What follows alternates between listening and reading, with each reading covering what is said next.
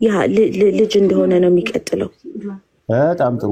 ስለዚህ ክርስቶስ ኢየሱስ እሱ አምላክ ነውና ከአብ ተልኮ ቢመጣ ከአምላክነቱ ላይ የሚቀንስበት ነገር አለ? መላኩ በራሱ ምንድነው የሚያመጣው ነገር ነው? እሱ ትህትና ሆኖ እንዳለው ነው። ግን ከአብ ተልኮ ቢመጣ አብም አምላክ ከሆነ ወልድም ደግሞ ኢየሱስ አሁን አንተ በሰጠህ ምሳሌ ቢኒዬ እኔ ልጄ ብልከው ኦልሬዲ ልጄ ሆኖ ነው የሚቀጥለው። ያኔ ልጄ እኔ ሊሆን አይችልም። ልጄ መጥቶ እኔ ሊሆን አይችልም። ሊንዳ ሊሆን አይችልም። እሺ ላይክ በባህሊ በሆኑ ነገሮች ግን ልጄን እኔ ላንጽ እችላለሁ። እሺ ላንጽ እችላለሁ። ልጄን በዛው ልመላ እችላለሁ። ማነጹ ምናምን እሱ ችግር የለውም። ባህል ሰውነቱ ይቀራል። ሊንዳይ ሰውነቱ አይቀልም እኮ ስለተላከ ቢኒ ስለላኩት ሰውነቱ ይቀላል እያልኩ አይደለም። ልጄ ልጅ እንደሆነ ነው የሚቀጥለው። ያኔ ሰው እንደሆነ ልጅ እንደሆነ ነው የሚቀጥለው። ተለዳኸኝ አይደለም? እኔ በላኩት ነገር ላይ ግን የላኩትን ነገር አድልጎ ወደኔ ሊመጣ ይችላል። የላኩትን ነገር ይዞ ወደኔ ሊመጣ ይችላል። ግን እኔ ሊሆን አይችልም። እኔ ሊንዳ ሊሆን አይችልም። ሰው እኛም ደጋረም ነው። ክርስቶስ ልጅ ብቻ ነው እንጂ አባት አይደለም። አባት ብቻ ነው። አባት ብቻ እኮ ልጅን አምላክ ነው። ልጅን አምላክ ነው ስትለው ላይክ አሁን እኔ የዓላማ አንድነት አላቸው ብያምናለሁ ብያለሁ። የአምላክነት አንድነት የላቸውም ነው ማምነው ብያለሁ። አንተ አሁን በአምላክም በስልጣንም በአገዛዝም አንድ ናቸው። ይሄ መለኮት አንድ አምላክ ነው ኦኬ ብለህ ነው የምታምነው። እኔ ደግሞ ያኒ የዓላማ አንድነት እንዳላቸው አምናለሁ። ግን ኢየሱስ ክርስቶስ አምላክ ነው ብዬ እኔ አላምንም። ይሄንን ደግሞ ከዚህ ከባይብሉ ያየሁት ወይም የተለዳሁት ነገር ነው። ሊንዳታችን እሺ ወይዬ ቢሆን እኮ ጥሩ ነበረ። ያንቺን ሐሳብ ጀምርሽ ያንቺን ሐሳብ ጨረሽና እናንተ እስቲ ማስረጃችሁን አሳዩኝ ብትይ እኮ ይሻልሽ ነበር። አሁን የዓላማ አንድነት አልሽ። ይሄን እስቲ ፍቺልኝ። ኢየሱስ ግን አባቴ እስከዛሬ ይሰራል እኔም ደግሞ እሰራለሁ። እሺ ምን ማለት ነው? አባቴ እስከዛሬ ይሰራል እኔም ደግሞ እሰራለሁ ማለት ነው። ይሄ መስራት ነው አይደል? አባቴ እስከዛሬ ይሰራል ማለት ነው። ሊንዳ አባቴ እስከዛሬ ድረስ ይሰራል ማለት አባቴ እስከዛሬ ይሰራል ማለት እስከዛሬ ያለ ነው። ይሰራል መኖሩ ደግሞ በስራው ነው አይደል የሚለው? ያ እኔም ደግሞ እሰራለሁ እያለ ነው። እኩል የሆነ ነው ይሰራል።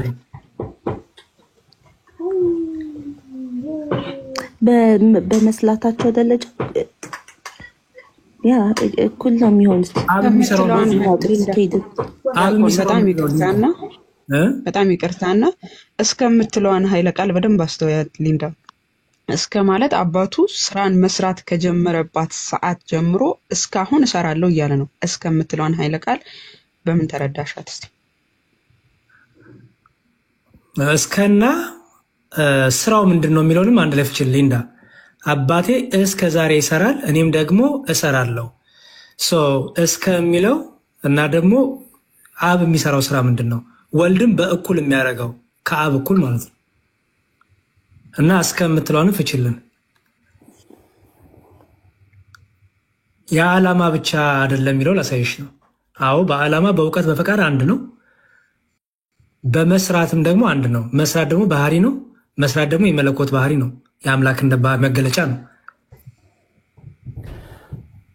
ያ እንትን እንዳይላት በቃ ችግር የለም ሊንዳ ያይበቃሽም። ምናልባት እነዚህን ጥቅሶች ያዥና ሰሚራም ስላለሽ ሷም ጥያቄ ስላላት እንደዛ ይሆንና አንድ ትንሽ ይፈቀድልኝ መጨመር ይወጣት ለማምጣት። እሺ መልካም። አንድ ጥያቄ ልጠይቅ እስከዛ አንዴ የመስላት አንድ የሚጮህ ነገር አለ አንቺ ጋር ነው። እሺ ሊንዳ ክፈቻውና ይሄን አንዴ መልሽልን። ካልሆነ ወይንቶ ከዛ ሐሳብ ካለ እንማማር ይሰጥሽና ብዙ ጥቅስ ነው የሰጠንሽ አይደል? ጽፈሽ ከሆነ አላውቅም። እየጻፍኩኝ ነው ነው ያስኩኝ ነው እስካሁን ዮሐንስ ላይ ነበር። ከዛ በፊት ተነበልባቸው አባቴ እስከዛሬ ይሰራል ማለት ነው። እስከዛሬ ይሰራል ማለት አሁንም ስላውን አላቆመም ነው ያን እስከሚለው ምኑን ያሳያል? እስከ ነበለበት ድረስ እየሰላ መሆኑን ያሳያል። ትናንት በፊትም ይሰራል አሁንም ይሰራል ማለት ነው። እኔም ደግሞ እሰራለሁ ይላል። እሺ ምን እያለ ነው ክርስቶስ? እኔም ደግሞ ሰላለሁ ሲል እሱም እየሰላ እንደሆነ ነው የሚናገረው። አባቱ እኩል አባቱ የሚሰራውን ወልድም ይሰራል ማለት ነው። ምን አልከኝ አሊዲ? አብ እኩል አባቱ የሚያደርገውን ሁሉ ወልድም ይሰራል አይደል? ምክንያቱም ይኸው አባቴ እስከዛሬ ይሰራል እኔም ደግሞ እሰራለሁ እያለ ነው። አባቴ የሚሰራው እኔ እሰራለሁ፣ አባቴ በነበረበት ዘመን በሚሰራበት ዘመን ሁሉ እኔም እሰራለሁ አብሬ እሰራለሁ እያለ ነው አይደል?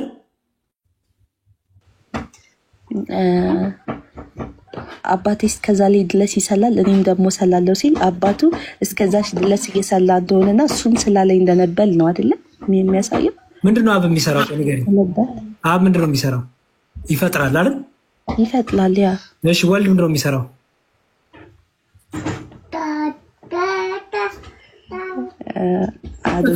ችግር የለውም ሊከብድ ይችላል ግን ይፈጥራል። ምክንያቱም አብም ይሰራል እኔም እሰራለሁ እያለ ነው። አብ ፈጣሪ ነው፣ ወልድም እንዲህ ፈጣሪ ነው። አብ ሁሉን አድራጊ ነው፣ ወልድም ሁሉን አድራጊ ነው። ምክንያቱም ምን እያለ ነው? አባቴ እስከሚለው ባይዘዌ ቅድመ ዓለምና ድህረ ዓለምን ሁሉ ያሳያል። ከዛም ደግሞ እስከ መጨረሻው ማለት ነው አልፋና ኦሜጋነትን ያሳያል። ከእርሱ ጋር ደግሞ አብሮ ወልድም ይሰራል። ኦኬ ይሄ ዮሐንስ ላይ ነው ያለው። ዮሐንስ 17 ላይ ዮሐንስ ወንጌል ምዕራፍ 5 ቁጥር 17 ለዚህ ማስረጃው አብሮት እንደነበረ ላሳይሽና በቃ እንጨርስ። አብሮት እንደነበረ ማስረጃ ላሳይሽ። ናይ እናቆም ወላ እሺ ላሳይሽና እናቆማለን። ዮሐንስ ወንጌል 17:5 ላይ ምን ይላል? አሁንም አባት ሆይ ዓለም ሳይፈጠር በአንተ ዘንድ በነበረኝ ክብር አንተ በራስ ዘንድ አክብረኝ ይላል። ሊንዳ ተመለሽ።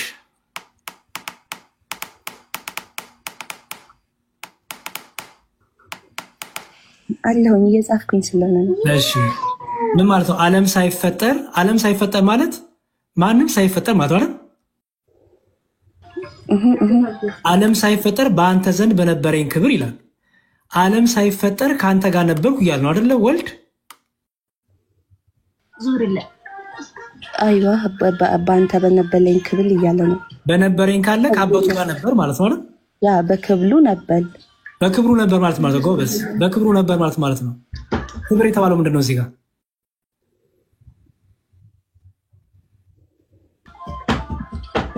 ክብር የተባለው ምንድነው?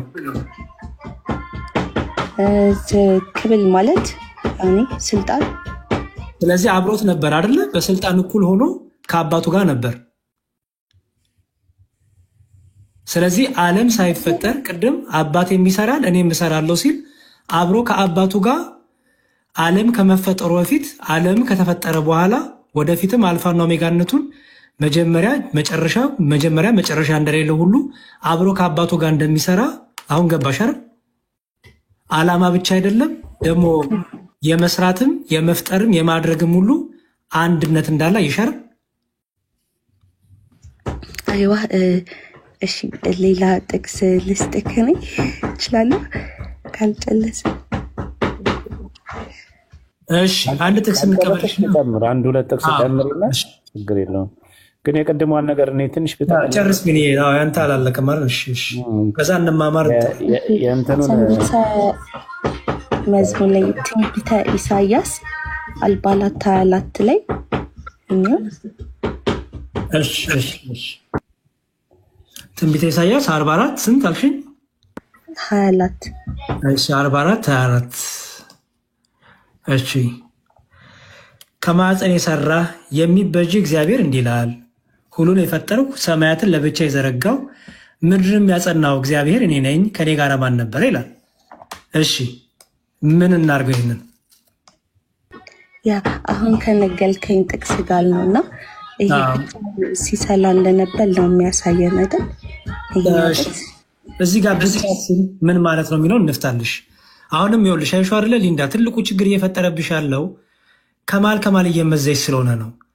እግዚአብሔር ይህን ሲናገር ከምን አንጻር ተናገረ? ከኔ ጋር ማን ነበረ? እኔ ነኝ የዘረጋው ሲል ምን ማለቱ ነው? አይ እዚህ ጋር እኔ ብቻ ነኝ የሰራሁት ከኔ ጋር ማን ነበር ሲል ልጁ አልነበረም ማለት ነው? አይደለም። ምክንያቱም ዓለማቱ ላይ የተፈጠሩት በልጁ ነው ስለሚለን አስተዊ ዓለማቱ ላይ የተፈጠሩት በልጁ ነው ያለ። እሱ ላሳይሽና ሜላ መሰለሽ እዚህ ዕብራውያን ላይ ከዛ ወደ ቢኒ ወይ ወደ እንትና ልክሻለሁ። እሺ ከጥንት ጀምሮ እግዚአብሔር በብዙ አይነትና በብዙ ጎዳና ለአባቶቻችን በነቢያት ተናግሮ ሁሉን ወራሽ ባደረገው ደግሞ ዓለማትን በፈጠረበት በልጁ ይላል። እሺ ዓለማትን በፈጠረበት በልጁ። ስለዚህ ዓለማቱ ላይ የተፈጠሩት በማን ማለት ነው? በልጁ ነው። ታዲያ እግዚአብሔር ማን አብሮኝ ነበር ሲል አይ የባህሪ ልጅ አልነበረም እያለ ነው? አይደለም። ምክንያቱም ዓለማቱ የተፈጠሩት በልጁ ነው ስለሚል። ስለዚህ ምን ማለት ነው የሚለውን ወይ ቢኒ ወይ እንማማር አንዳቸው ያብራሩልሽ። ቢኒ በዛው ሐሳብን ጨርስና አብራራላት። ያ ልጠቅልልና በቃ እኔ ልውጣ። እሺ የቅድሙ በቃ ይቅር፣ ሌላ ጊዜ እናወራለን። እሺ ከኔ ጋር ማን ነበረ ሲል አው ከእግዚአብሔር ጋር ማንም የለም፣ እግዚአብሔር እኮ ብቻውን ነው። እኛም እኮ አንድ እግዚአብሔር ነው ያለው ነው የምንለው ሊንዳይ። ያ ማለት ግን የአንዱ እግዚአብሔር አንድ ነጠላ አካል ነው ያለው አይደለም ማለት አይደለም እኮ፣ እንደዛ አይደለም። ምሳሌ 8ን ክፈትልኝ አንዴ። ምሳሌ 8 ከቁጥር 23 ጀምሮ እንትን ልበልሽ። አው እግዚአብሔር ብቻውን ነው፣ ከሱ ሌላ አምላክ የለም፣ ሌላ አምላክ የለም። ክርስቶስ ሌላ አምላክ አይደለም። ሌላ አምላክ እኮ አይደለም ክርስቶስ። መንፈስ ቅዱስም እኮ ሌላ አምላክ አይደለም፣ አንዱ አምላክ ነው። ምሳሌ 8 አልከኝ ልጻፍ። ምሳሌ 8 ከቁጥር 23 ጀምሮ ያወነብልሻል። ምሳሌ 8 ከቁጥር አንበብላት። እሺ ተመለሽ ሊንዳ። ያው እኔ እኮ እዚህ ጋር አለልሽ እኮ ትሰማለች እየጻፈች ነው። ችግር የለውም ስለሚጽፍ ነው። እሺ የጠየቅ ችግር የለውም። ከጥንቱ ከዘላለም ጀምሮ ተሾምኩ፣ ምድር ከመፈጠሩ አስቀድሞ ቀላያት ገና ሳይኖሩ እኔ ተወለድኩ፣ የውሃ ምንጮችም ገና ሳይፈልቁ ተራሮች ገና ሳይመሰረቱ ኮረብቶች በፊት እኔ ተወለድኩ፣ ምድሪቱም ሜዳውን ገና ሳይፈጠር የመጀመሪያው የዓለም አፈር እያለ ይቀጥላል። ዋና ሰራተኛ እስከሚለው ቀጥልና ከዛ በኋላ ታቆመዋል። ሰማዮችን በዘረጋ ጊዜ አብሬ ነበርኩ፣ በቃላያት ፊት ክበብን በደነገገ ጊዜ፣ ደመናትን በላይ ባዘጋጀ ጊዜ፣ የቀላያን ምንጮች ባጸና ጊዜ፣ ለባህርም ዳርቻን በወሰነ ጊዜ፣ ውሃ ከተዛዙ እንዳልፍ የምድር መሰረት በመሰረተ ጊዜ፣ የዛን ጊዜ እኔ በእርሱ ዘንድ ዋና ሰራተኛ ነበርኩ፣ ዕለት ዕለትም ደስ አሰኘው ነበር፣ በፊቱም ሁል ጊዜ ደስ ይለኝ ነበርኩ፣ ደስታዬም በምድር ተረለው ይላል። እሺ አየሽ። ስለዚህ አሁን እግዚአብሔር ብቻውን ነው፣ ብቻዬን ነኝ ሲል አሁን ቃሉን እና መንፈሱን ከኔ ጋር አይደሉም እያለ አይደለም። በነገራችን ላይ ቃሉ ነው ኢየሱስ ክርስቶስ የእግዚአብሔር ቃል ነው፣ ግን አካላዊ ስለሆነ ነው። መንፈስ የምንለው መንፈስ ቅዱስ የሚለው የእግዚአብሔር መንፈስ ነው፣ ግን አካላዊ ስለሆነ ነው። ስለዚህ እግዚአብሔር ከቃሉና ከመንፈሱ ለይተሽ ልታውቂው ማችም። ከቃሉና ከመንፈሱ ለይተሽ እግዚአብሔር ማን ነው ብለሽ ነው የምትናገረው።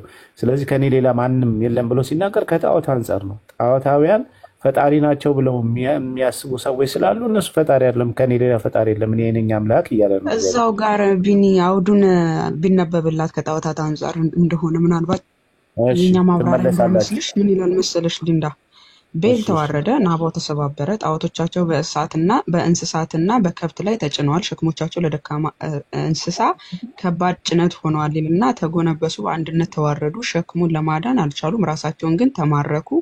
እናንተ ያዕቆብ ቤቱ የእስራኤል ቤት ቅሬታ ሁሉ ከሆድ ያነሳዋቸው ከማዕፀን የተሸከምኳቸው ስሙኝ፣ ስሙኝ። እስከ ሽምግልና ድረስ እኔ ነኝ፣ እስከ ሽበትም ድረስ እሸከማቸዋለሁ። እኔ ሰርቻለሁ፣ እኔም አነሳለሁ፣ እኔ እሸከማለሁ፣ እኔም አድናለሁ።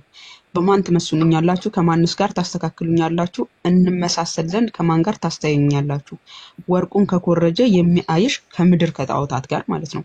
ወርቁን ከኮረጀ የሚያፈሱ ብሩንም በሚዛን የሚመዝኑ እነርሱ አንጥረኛውን ይቀጥራሉ፣ እርሱንም አምላክ አድርጎ ይሰራዋል። ለዚያም ያጎነብሱለታል፣ ይሰግዱለታል። ለምኑ? ለጣዖታት ማለት ነው። በጭንቃቸው ላይ አንስተው ይሸከሙታል፣ በስፍራውም ያደርጉታል። ከዚያም ይቆማል፣ በዚያም ይቆማል፣ ከስፍራውም ፈቀቅ አይልም። ሰውም ወደ እርሱ ቢጮህ አይሰማም። ምኑ? ጣዖቱ ማለት ነው። ከመከራውም አያድነውም። ይህን አስቡና አልቅሱ፣ ተላላፊዎች ሆይ ንስሐ ግቡ፣ ልባችሁንም መልሱ። እኔ አምላክ ነኝና ሌላ አምላክ የለምና የቀድሞውን የጥንቱን ነገር አስቡ። እኔ እግዚአብሔር ነኝ፣ እንደ እኔ ያለ ማንም የለም። በመጀመሪያ መጨረሻውን ከጥንትም ያልተደረገውን እናገራለሁ። ምክሬ ትጸናለች፣ ፍቃዴን ሁሉ እፈጽማለሁ እላለሁ ይላል። እኔ አምላክ ነኝ፣ ነኝና ሌላም የለምና ሲል ምድር ላይ እነሱ ከሚገዟቸው ጣዖታውያን አሁን ቢኒ እንዳለሽ እነሱ ተሸክመዋቸው ይሄንን ይሰማል እያሉ አንጥረኛውን እያነጠሩ በወርቅ ለብጠው የሚያመልኳቸው ጣዖታት የምትሏቸው ከኔ ጋር የተካከሉ እኔ ብቸኛ አምላክ ነኝ ያለ ምድር ላይ እነሱ ከሚያመልኳቸው ከአህዛብ አማልክት እርሱ የተለየ አምላክ እንደሆነ እስራኤላውያን ከአህዛብ አማልክት አንዱ ነው ብለው እንዳያስቡ እርሱ ብቸኛ አምላክ እውነተኛው አምላክ እንደሆነ ለይቶ እየተናገረ ያለበት ክፍል ነው። ቀጥሉ። ያ ከዛ አንፃር ነው የሚፈታው እንጂ ከቃሉና ከመንፈሱ ተለይቶ እግዚአብሔር የኖረበት ጊዜ የለም። እነሱ አሁን እኔ ዋና አገልጋዩ ነበልኩ ምናምን ሲልኮ ከሱ ጋር ማለት ሰላተኛው ነበልኩ ብሎ እየገለጸ ነው ያለው ነው። እየፈጠልኩ ማለት አበሌው እየፈጠልኩኝ ነበር ሳይሆን እኔ ከሱ ጋር ሰላተኛው ነበልኩኝ ነው አይደለም የሚለው። የመጀመሪያ ዓለም ሲፈጠር አለ እኮ ሲፈጠር ነው አይደል? ሲፈጠር ዓለም ሲፈጠር ጊዜ በአፈጣጠልም ነው በመፍጠልም አንድ ሆኖ ከሆነ ሰላተኛው ነበልኩኝ ብሎ ነው ላስሙ የገለጸውና ምሳሌ ያህል ካሳየ ያ ሰላተኛ አብ በልጁ ነው የሚሰራው አይደል? አብ እኮ በልጁ ነው የሚፈጥረው። ለዛ ነው ከዛ አንፃር ነው ይልሽ አብ ምሳሌ ሊንዳ ከቁርአን በሱረቱል ነህል ቁጥር 40 ላይ ተመልከቻ አላህ ለማንኛውም ነገር መሆኑን ባሻነው ጊዜ ቃላችን ለእርሱ ሁን ማለት ብቻ ነው ወዲያውም ይሆናል ይላል። አላህ በምኑ ነው የሚፈጥረው? በቃሉ። ያ ቃሉ ፈጣሪ አድራጊ ነው። እዚህ ጋርም ጥበብ ክርስቶስ ኢየሱስ አድራጊ መሆኑ ከእርሱ ጋር አድራጊ መሆኑ ለአብ አብ ብርሃን ይሁን ሲል ብርሃን የሚያደርገው እርሱ እንደሆነ ስራን የሚሰራ መሆኑን እየተናገረ ዋና ሰራተኛ ነበርኩ አለ እኮ ሊንዳዬ የምድርን ወሰን ምድርን በፈጠረ ጊዜ ውሃዎች ከልካቸው እንዳያልፉ በደነገገ ጊዜ አለ እንግዲህ ዋና ሰራተኛ ማለት እኔ ነኝ ስሰራ የነበረው አለ። አሁን ይሄ በጥበብ መልኩ ነው የተቀመጠው ለሰዎች እንዲገባ አድርጎ የክርስቶስን ሰሪ አምላክነት ወይም ደግሞ ከአብ ጋር አብሮ ይሰራ እንደነበረ አስቀድሞ እንደነበረ ሊንዳ የምትናገሪው ካለ ተናገሪና እኔ እናገራለሁ። የኔ አሁን ላይክ አሁን ምንም ነገር ማለት ፈጣሪ ነው ኢየሱስን ፈጣሪ ነው ወይም አምላክ ነው የምንል ከሆነ ሁሉም ማድረግ ይችላል። አብሎ ነው ዓለምን የፈጠላት ሰማይና ምድርን የዘለጋት አብሎ ነው። ስለዚህ የመፍለድም ስልጣን አለው ማለት ነው አይደለም? አዎ ሰው ታዲያ የዮሐንስ ወንጌል 5:30 ላይ እንዳችን አንድ ይቅርታት እየዘለይ ስለሆነ አንድ የተጀመረው ነገር ልቅልቅ እያለ ተለጣውና አሁን ሰላተኛ ነበልኩ ሲል ታጥሏል። ሁሉንም በልጆቹ ዘልግቷል። ሊንዳ ቆይ ይኸውልሽ አሁን ጥቅስ ከዘለንማ ምንም የምትይዙ ነገር አይኖርም። አሁን በመፍጠር በስራ አንድ ነው የሚለውን እያሳየንሽ ነበረ። አሁን ደግሞ ወደ ፍርድ ከመጣሽ ደግሞ ፍርዱንም ደግሞ እናያለን። አሁን እዚህ ጋር አንድ ነገር በጣም ጥቅልል አድርገሽ ለፊ ከጥቅስ ከዘለልን ምንም የምትይዙ ነገር አይኖርም። እሺ የዛን ጊዜ በእርሱ ዘንድ ዋና ሰራተኛ ነበርኩ አለሁ እያለ ነው አይደለ ሊንዳ? አብሬ እየሰራው ነበር እያለ ነው አይደል? ያ ሰላተኛ እሰራለሁ የሚል አካል እኔነት አለው ወይስ የለም? አለው። ሰላተኛው ነበልኩ ሲል አብሬ እሰራለሁ ማለት ነው አይደል? ስለዚህ አባቴ ከጥንትም ይሰራል። ቅድም ያሰው ዮሐንስ ወንጌል ላይ አብ እስከ ዛሬ ይሰራል እኔም ደግሞ እሰራለሁ ሲላውን ገባሽ እንደሆነ ምክንያቱም አብሮት የነበረ እንደሆነ አሳየሽ። ምክንያቱም አብሬ ይሰራ ነበር ይላል። ይሄን በደንብ ከገባሽ መስላቱን ሰላተኛ ማለት ሰላተኛ ነበልኩኝ ማለቱን ምናምን እኮ እኔ ቀላኔ የለኝም። ገባክ? አሁን አምላክ የዓላማ አንድነታቸው አላቸው ብዬ እኮ አምናለሁ። የዓላማ ብቻ አይደለም የመፍጠርም የሥራም እኮ አሳየነሽ ሊንዳ። ያ በአሰላል ሲሆን ደግሞ እዚህ ጋር ሰላተኛው እንደነበል እና አብሮ መስራት ማለት ነው። እግዚአብሔርም ደግሞ በልጁ ይሰላ እንደነበል ነው የተናገለው እንጂ ልጁ ይሰላ እንደነበል አይደለም አይደል? መዝሙር ዘፍጥረት 1:26 ላይ እንዲህ ይላል። ይቅርታ እሺ ዘፍጥረት 1:26 ላይ እግዚአብሔርን ማለት ሰውን በመልካችን እንደ ምሳሌያችን እንፍጠር። እሺ እግዚአብሔር እንፍጠር የሚለው ማንን ነው ሊንዳ?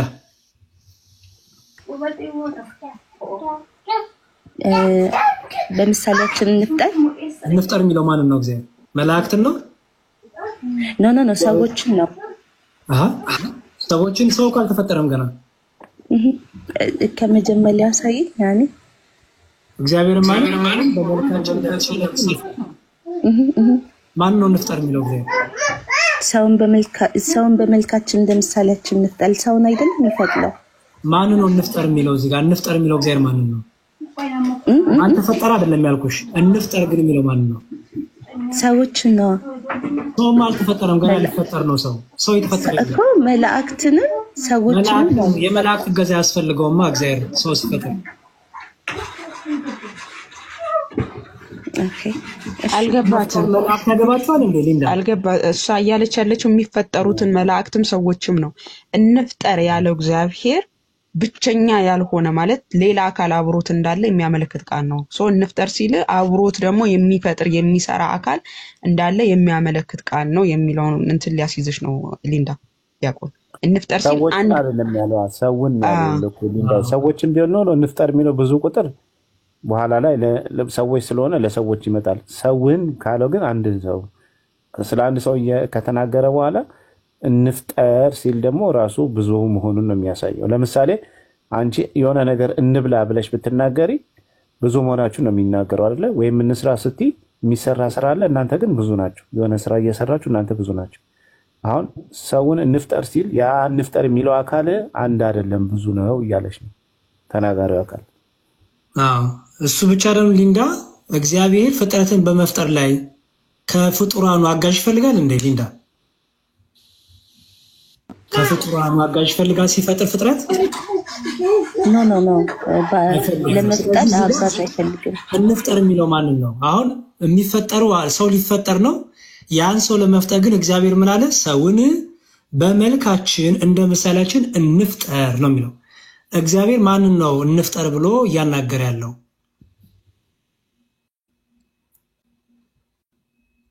በቃ ጥሩ ችግር የለውም። ይሄ እንግዲህ የሆነ አይሽ አብሬ ሰራ ነበር የሚለው በልጁ ፈጠረ መንፈስ ቅዱስ። ይሄንን በምን ፈተዋለን መሰለሽ? ይሁ እዚህ መዝሙረ ዳዊት መዝሙር 33 ላይ እንዲህ ይላል ቁጥር 6 በእግዚአብሔር ቃል ሰማያት ጸኑ ሰራዊቶቻቸው ሙሉ በአፉ ውስጥ ትንፋስ። ስለዚህ እንፍጠር ሲል እግዚአብሔር በቃ በእግዚአብሔር ቃል ሰማያት ጸኑ። ያ ሁሉም በሚያደርግበት ፈጣሪ በሆነው ቃሉ ሁሉ ተፈጠሩ። አካላዊ ቃል ያለው በልጁ የተባለው ቃል። ከዛ ደግሞ መንፈስ ቅዱስ የአፉ ውስጥ ትንፋስ የተባለ መንፈስ ቅዱስ። ስለዚህ በመፍጠር አብ ወልድ መንፈስ ቅዱስ አንድ ፈጣሪ ስላለ እግዚአብሔር ሶስትነቱን ሲነግረን ምን አለ? እግዚአብሔርም አለ ሰውን በመልካችን እንደ ምሳሌያችን እንፍጠር። ስለዚህ ቅድም ቢኒ ያመጣልሽ ምሳሌ ላይ አብሬ ነበርኩ ዋና ሰራተኛ ነበርኩ ሲል ማለቱ ነው። ከአብ እኩል ምሰራ ነበርኩ ዋና ነው የሚለው አስተውይ። ዋና ማለት ዋናው ማለት ነው። ስለዚህ ከአብ እኩል ሰራ ነበር። ዓለማትን አብ ሲፈጥር እኔም ነበርኩ እኔም ፈጥር ነበር እያለ ነው። ምክንያቱም በመፍጠር አብም ወልድም መንፈስ ቅዱስም አንድ ስለሆነ እነዚህን የሰጠንሽን ያዢና በቃ አይገስ እንዳይበዛብሽ ቢኒ ሐሳብን ጠቅልና በሌላ ቀን ደግሞ ይዣለሁ። አሪፍ ቢኒ ሐሳብን ይዣለሁና መጽሐፈ ኩፋሌ 4:4 ላይ አዳም ብቻውን አይሆን ዘንድ የሚል አለው አይደለም ወይስ ይብቃኝ? ችግር የለም ሌላ ቀንም መቀጠል እንችላለን። ሀብሽል ችግር የለውም። ይብቃሽ ካላችሁ ችግር የለም። ትንሽ ነገር መጨመር ፈልጌ ነበረ። እሺ እና እስካሁን እንግዲህ ብዙ ጥቅሶችን ተመልክተናል። ቃለ ሕይወት ያሰማችሁ መዝሙር ያሬድ ቢኒም እንዲሁም ይቅርታ ቀጥል ራሴን አተልቅሃለሁ ብዬ ሚዩት አልነካው። ሶሪ እሺ ይቅርታ ወንድማለም። ቆይ ትልቁ አይላርግ ችግር የለውም። ይቅርታ በጣም ምንም ችግር የለም። እና እስካሁን ብዙ ጥቅሶችን አይተናል። አምላክ ብቻ ሊያደርገው የሚችሉ ነገሮች ማለት ነው። ኢየሱስ ክርስቶስ ፈጣሪ መሆኑን የሚገልጹ ብዙ ጥቅሶችን አይተናል። ከዓለም በፊት መኖሩን፣ ዓለም ሳይፈጠር በፊት መኖሩን ብዙ ነገሮችን አይተናል። እና እስካሁን ግን ያልተዋጠላት እንዳየሁት ከሆነ ሊንዳ ኦኬ ይሄን አምኛለሁ ግን አምላክ መሆኑን አልተቀበልኩም አይነት ነገር ስትል ነበረ። እንደ ምሳሌ የሚያነሳችው የሆነ መልአክ ላኪ ምናምን ብላ የገለጸችው ኤግዛምፕል ነበረ። እሱም ላይ ቢኒም ጠይቋት ነበረ። ግን የሆነ አይ ቲንክ ያልተረዳሽው ምንነትና ማንነት ላይ ነው። ይሄን ኮንሰፕት በጣም የተረዳሽው አልመሰለኝም። እሱ ምንድነው? ምንነትና ማንነት ይለያያል። ምንነት አንቺ አሁን ሰው ነሽ፣ ልጅ ካለሽ የምትልኪውም ልጅ ሰው ነው። ኦኬ ይሄ ምንነት ነው? ከሰውነቱ የሚቀንሳል ብሎ የጠየቀሽ ይሄንን ነው። እና ስለ እግዚአብሔርም ስናወራ እግዚአብሔር የሚለው ኮንሰፕት ምንነቱን ገላጭ ነው በዋንነት። አብ እግዚአብሔር ተብሎ ሊጠራ ይችላል። ኢየሱስ ክርስቶስ አብን እግዚአብሔር ብሎ ሊጠራው ይችላል። ያው እግዚአብሔር ስለው ይሄ ልክ አዳም ባይዘወይ ነገሩ እንዳላሰፋ እንጂ አዳም የሚለው ለምሳሌ አዳም የሚለው ቃል በዕብራይስጥ ታርሙኛላችሁን መዝሙሩ ያሬድ አዳም ማለት በዕብራይስጥ ሰው እንደማለት ነው ትርጉሙ ማለት ነው። ሰው እንደማለት ነው። እኔ ሰው ነኝ እኔ አዳም ነኝ ማለት እችላለሁ። አዳም ወንድሜ ምናምን ሲባል ይታወቃል ስንግባባ ስንነጋገር እና ከዛ አንፃር ነው ኢየሱስ እግዚአብሔር ነው ስንል እንጂ ኢየሱስ አብ ነው አላልንም። እስካሁን ብዙ ጊዜ ያርሙሻል እኛም እኮ አላልንም እኛም እኮ ኢየሱስ አብ ነው አላልንም ሲሉሽ ነበር። እና ከዚህ አንፃር ነው ኢየሱስ እግዚአብሔር ነው ስንል ልክ አሁን ልጅሽ ሰው ነው እንደሚባለው ነው ለሰው ደግሞ ማለት ነው። ለእግዚአብሔር ደግሞ ወይም ለመለኮታዊ አካል እግዚአብሔር ወይ ደግሞ አምላክ የሚለውን ቃል እንጠቀማለን። እና የእግዚአብሔር ልጅ ሲባል እሱም እግዚአብሔር ነው ምንለው ከዚህ አንፃር ነው። የሰው ልጅ ሰው ነው እንደሚባለው የእግዚአብሔርም ልጅ እግዚአብሔር ነው ወይም የአምላክ ልጅ አምላክ ነው ፓፓ ሐሳቡ ማለት ነው። እና ይሄንን ሐሳብ ደግሞ ምናልባት እስልምና ላይ ትንሽ ባሁን ካለሽበት ሁኔታ እስልምናው ላይ ጠለቅ ብለሽ ከሆነ ይሄንንም ሊያስረዳሽ የሚችል ሐሳብ አለ። ምናልባት እሱ መጥቀስ ካለብኝ እሱ ምንድነው ለአራህማን ልጅ የለውም እንጂ ቢኖረው ይሄንን ማማይም ከዚህ በፊት አንስተዋለች እና ግልጽ ይሆንልሻል ብዬ አስባለሁ። ለአራህማን ልጅ የለውም እንጂ ቢኖረው እኔ ለልጁ የተገዢዎች መጀመሪያ ነኝ በላቸው የሚል ሐሳብ አለ። ይሄ ምን ማለት ይመስልሻል? ተገቢ ስለሆነ ነው። አራህማን ማለት የአምላክ ስም ወይ አላህ ስም ነው አይደል? አላህ አምላክ ከሆነ እውነተኛ አምላክ ብቸኛ አምላክ ልጅ መታምኘው አምላክ ልጅ ካለው ልጁን ትገዢለታለሽ ነው። ልጅ የለውም እንጂ ቢኖረው ትገዢለታለሽ። ልብ በይ ቢኖረው ራሱ አላህን ብቻ ነው የምትገዛው አይደለም። ቢኖረው ትገዢው ነበር ልጁን። ለምን? መገዛት ተገቢ ስለሆነ ማለት ነው። እና ለአምላክ ልጅ መገዛት ያልተገቢ ነው፣ በባህሪው ገዢ ነው ማለት ነው ልጁም ማለት ነው። ለዛ ነው እንጂ አምላክ ባይሆን ወይም ፍጡር ቢሆን ከጊዜ በኋላ የተፈጠረ ፍጡር ቢሆን ተገዙለት አይልም ነበር አላህም ወይም አምላክም ማለት ነው። መገዛቱ ተገቢ ስለማይሆን ተገዙለት አይልም። እና ይሄንን በዚህ ተስማማለሽ? ግልጽ ነው እስካሁን ያልኩት ነገር ያስማማናል? መልካም እሺ። ለአምላክ ልጅ ቢኖረው ለልጁ ትገዣለሽ? በአጭር አገላለጽ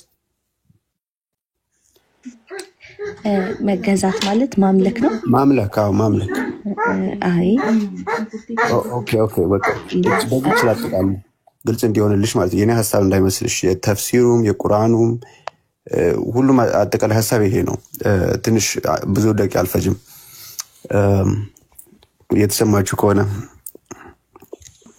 ያ ማማሊ እስልምናው ቁርአን ላይ ከመሰማል ድምጽ ወደ እስልምናው ሄደን ከምናይ ክርስቲያኒቲ ላይ ብቻ ቆመን ቢሆን ደስ ይለኛል። እኔም አልፈለኩትም ባይዘው እስልምናው ላይ መግባቱን አንዴ እንማማር። በጣም ይቅርታ እስልምናው ላይ መግባቱን እኔም አልፈለኩትም። ግን ምናልባት ተዋሽቷል ከተባለ ይሄው ሱረቱል ዙኽሩፍ ቁጥር 81 ላይ ለአራህማን ልጅ የለውም እንጂ ቢኖረው እኔ ለልጁ የተገዢዎች መጀመሪያ ነኝ በላቸው ይለዋል መሐመድን። አላህ እኔ ልጅ ቢኖረኝ ለልጄ መጀመሪያ ተገዢ ነህ ብሎ መሐመድን ሲያዘው እንመለከታለን። ግን የለኝም ነው። ቢኖረው ግን የሱ ልጅ አምላክ ስለሆነ ከአምላክ የሚመጣ አምላክ ስለሆነ ለዛ ለልጄ ትገዛ ነበር። ይሄን ጥያቄ ጠይቀን ነበር ኡስታዞችን ተመልከቱ። አላህ አላልኩም በደንብ ያዝልኝ። አላህ ልጅ ቢኖረኝ እኔ ለዛ ለልጁ የተገዢዎች መጀመሪያ ነኝ በላቸው ይለዋል መሐመድን። አላህ ልጅ ቢኖረው መሐመድ ለዛ ለልጁ የሚገዛለት ምን ብሎ ነው? ማን ነው ያ ልጁ? ኦኬ በደንብ አድምጪኝ። በጣም ጥሩ። የተነሳው ሱረቱ ዙኽሩፍ ላይ አምላካችን አላህ ልጅ ቢኖረው ኖሮ ወይንም ጌታ አላህ የሚወልደው ነው ልጅን ቢይዝ ኖሮ ያ ልጅም ምን ይሆናል? አምላክ ስለሚሆን የልጁ የመጀመሪያ ተገዢ እኔ ይሆን ነበር በላቸው አለ ለነቢያችን አለይሂ ሰላቱ ሰላም። ትክክል። ይህ ማለት ኢፍ ነው ቢሆን ኖሮ ነው። ለምሳሌ ልጅ አምላክ ቢይዝ ኖሮ የአምላክ ልጅ ምን ይሆናል? አምላክም ይመለካል፣ የአምላክም ልጅ ይመለካል። አላህ ልጅ ቢኖር ስለዚህ መጽሐፍ ቅዱሳችን ደግሞ አንደኛ ዮሐንስ መልእክት ምዕራፍ 5 ቁጥር 20 ላይ የእግዚአብሔርም ልጅ እንደመጣ እውነተኛም የሆነውን እናውቅ ዘንድ ልቦናን እንደሰጠን እናውቃለን። እውነተኛም በሆነው በእርሱ አለን፣ እርሱም ልጁ ኢየሱስ ክርስቶስ ነው። እርሱም እውነተኛ አምላክና የዘላለም ሕይወት ነው አለን። ማንን? ልጁ። የማንን? የአብ ልጅ እውነተኛ አምላክና የዘላለም ሕይወት። የአምላክ ልጅ አምላክ ነው። አላህ ቢኖረው ኖሮ ልጅ አዎ አምላክ ተብሎ ይገዛ ነበር ለልጁ። ወደ እስልምናው ሳትገቡ በቃ በራሳችን እንትን በሏት። እቺን ብቻ ለማሳየት ነው።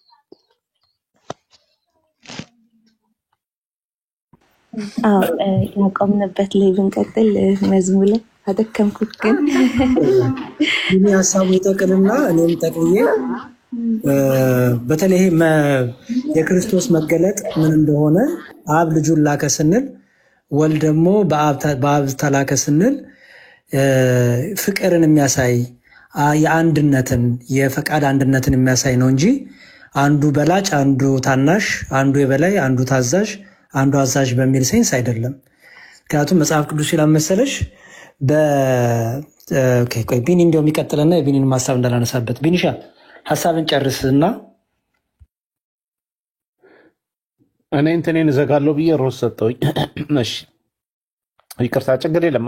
መዝሙር ጨርስና ነው እኔ ለመዝጋት ብዬ ነው ሮዝ የሰጠሁት። ጨርስ ቢኒሽ፣ ችግር የለውም። ያው አንድ ነው ምን ጠየቀችና የቅድሙን እኮ ጥያቄ ጠይቃለች። አሁን ማለት ስለመፍጠል ስለማዘዝ ላይክ በመፍጠል ሰዎችን እንፍጠል ላይክ በሚለው ነገር ላይ አንሳት ነገርከኝ ነገር ነበር መዝሙርና እዛው ላይ ደግሞ እኔ ሌላ ጥያቄ ልጠይቅህ ነበር መክፈት የምትችል ከሆነ። እሺ እሱን ያነሳው አንተ ነህ። ግን ጠራ ቢሄድ መልካም ነው ዲያቆን ማለት ይሄ መላክ የሚለውንም ነገር መጽሐፈ ኩፋሌ 4 ላይ ችግር የለም። ቆይ ሊንዳ ያብራሩልሻል። እኔ ቤትሽ መጥቼ መልሰልሻለሁ። አሁን በጣም በዛብሽ ቢኒ ግን ተመሳሳይ ሀሳብ ናቸው ብዬ ነውና ያ ኩፋሌ ላይ ያለው መላእክትን አለ ምናምን የሚለው እሱ ነው አይደል? ሀሳብ ቢኒ መልሱ ለሊንዳ ብቻ ሳይሆን እዚህ ጋር 1000 ሰው አለ ለሁሉም ስለሆነ መላክ የሚለውን ኃይለ ቃል እንደው አዲስ ኪዳን ላይ ብቻ ነው ያውጠነጠኑ የሚታየውና በብሉይ ኪዳን ጀምሮ ጌታችን ኢየሱስ ተልኮ እንደሚመጣ እንዲሁም ደግሞ በብሉይ ኪዳንም ጀምሮ አባቱና መንፈስ ቅዱስ እንደላኩትም ተናጋሪ እንደሆነ ለምን ከብሉይ ኪዳን ጀምሮ ተናጋሪም እንደሆነ እሱ እንዲሁም ደግሞ ተላኪ መሆኑን ከብሉይ ኪዳን ጀምሮ ማሳየት ቢኖር መልካም ነው። ለምሳሌ ኢሳይያስ 61 ላይ ኢሳይያስ 48:16 ላይ ዘካርያስ 2:7 ጀምሮ ያለው ጌታችን ኢየሱስ እንደሚላክ ይናገራል። ራሱ እግዚአብሔር እንደሆነና በመካከላችን መጥቶ እንደሚያድነን እንዲሁም ደግሞ ራሱ እግዚአብሔር እንደሆነም የሚናገርበት ኃይለ ቃል ከብሉይ ኪዳን ጀምሮ ያለ ነው። አዲስ ኪዳን ላይ ብቻ ያተኮረ ሆነ ይሄ መላክ የሚለው ነገር ከብሉይ ኪዳንም ጌታ ኢየሱስ የተናገረው ነገር ነው። ይሄ ነብይ የሚያስብለው ወይም ደግሞ እኛ እንደምናስበው አምላክ ልኮት ከዛ እሱ ነብይ ሆኖ ምናምን የሚያስብል ነገር ሳይሆን ከብሉይ ኪዳን ጀምሮ ያለ ህልውናው ከድንግል ማርያም ያልሆነ እንደሆነ የሚያመለክቱ ቃላቶችን እንትኖችን ብታሳዩት። አሁን ብዙ ቦታ ረገጠንና እንትን ሆነ ማማዬ። ለዚህ ነበረ ቅድም እያንዳንዱ ነገር እየጨረስን እያንዳንዱ ነገር በደንብ አንሷን መቀበሏን ቼክ እያደረግን መረዳቷን አይ ቲንክ ብዙ ጥቅሶች ያዘጋጀችው ስላለ በቃ እሷ ያን እንትን ማለት ነው። እና እንዴት እናድርግ ማማዬ? ወይ እሷ ትጨርስና ከጨረሰች በኋላ እንቀጥልኛ አጠቃላይ ሀሳቦች ላይ እንስጥ ወይስ ምን ይሻላል? አሁን ይሄን ኩፋሌን ወይ እንቀበላትና እዛ ላይ በቃ ማጠቃላይ ሀሳብ ብንሰጥ ወይም እንደኔ ኦኬ። ሰሚራም ስላለች ዘካርያስ 8:4-8 ብቻ ሳያትና ማሜ ላለችው ከዛ በኋላ ወደ ማጠቃለያ እንስጥና ሊንዳዬ እኔ ቤት መጥቼ መልስልሻለሁ ጥያቄዎችሽን ማለት ነው። በተቻለ ማዕቀብ መጽሐፍ ቅዱስ እየከፈትኩኝ ችግር የለም። ከዛ አሁን ብዙ ነገር ስለሆነ ሐሳብ ተበታተነ። አንዱ ላይ እርግጥ ብለን ሳንጨርሰው እዛም ስለሄድን ሐሳብ ስለተበታተነ ነው። ችግር የለ። ያለብሽን ጥያቄዎች በጠቅላላ መጠየቅ ትችያለሽ። ግን ዘካርያስ እንትን ትላለህ ቢኒ 8:4 መሰለኝ። የሰራዊት ጌታ እግዚአብሔር እንዲህ ይላል ነው 4:8 ይቅርታ 4:8 ነው። የእግዚአብሔር ቃል ወደ እኔ እንዲህ ሲል መጣ። አዎ አሁን ይሄን ተመልከች። እንግዲህ የእግዚአብሔር ቃል ምን አይነት እንደሆነና ኢሳይያስ 48:16 ጀምሮ ከ12 ጀምሮ እሱን ታነብላትና ይበቃታል። አንበብላት። የእግዚአብሔርን ቃል ወደ እኔ እንዲህ ሲል መጣ። የዘሩባቤል ልጆች ይህን ቤት ጠቅሶን ልጽፍ ነው ንገራት ያሬዲ። እሺ ትንቢተ ዘካርያስ ምዕራፍ 4 ከቁጥር 8 ጀምሮ ማለት ነው። በብሉይ ኪዳን የእግዚአብሔር ቃል አካላዊ እንደሆነ የሚያሳይ ነው፣ ማንነት እንዳለው። እሺ የእግዚአብሔርን ቃል ወደ እኔ እንዲህ ሲል መጣ። የዘሩባቤል እጆችን ይህን ቤት መሰረቱ፣ የእርሱም እጆች ይፈጽሙታል። የሰራዊት ጌታ እግዚአብሔርም ወደ እናንተ እንደላከኝ ታውቃላችሁ። ልቀጥል ቢኒ? አዎ አሁን የሚናገረው የእግዚአብሔር ቃል ነው። የእግዚአብሔር ቃል ወደ እኔ እንዲህ ሲል መጣ ብሎ የእግዚአብሔር ቃል ምን እያለ እየተናገረ ነው?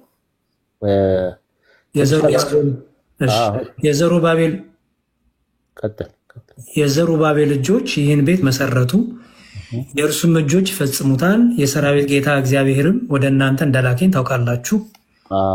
የሰራዊት ጌታ እግዚአብሔር ወደ እናንተ እንደላከኝ ታውቁኛላችሁ ያለው ማን ነው? የእግዚአብሔር ቃል ነው። ከዛ በኋላ እሺ ይቀጥል። የጥቂቱን ነገር ቀና የናቀ ማን ነው? እነዚህ ሰባቱ ደስ ብሏቸው በዘሩባቤል እጅ ቱንቢውን ያያሉ።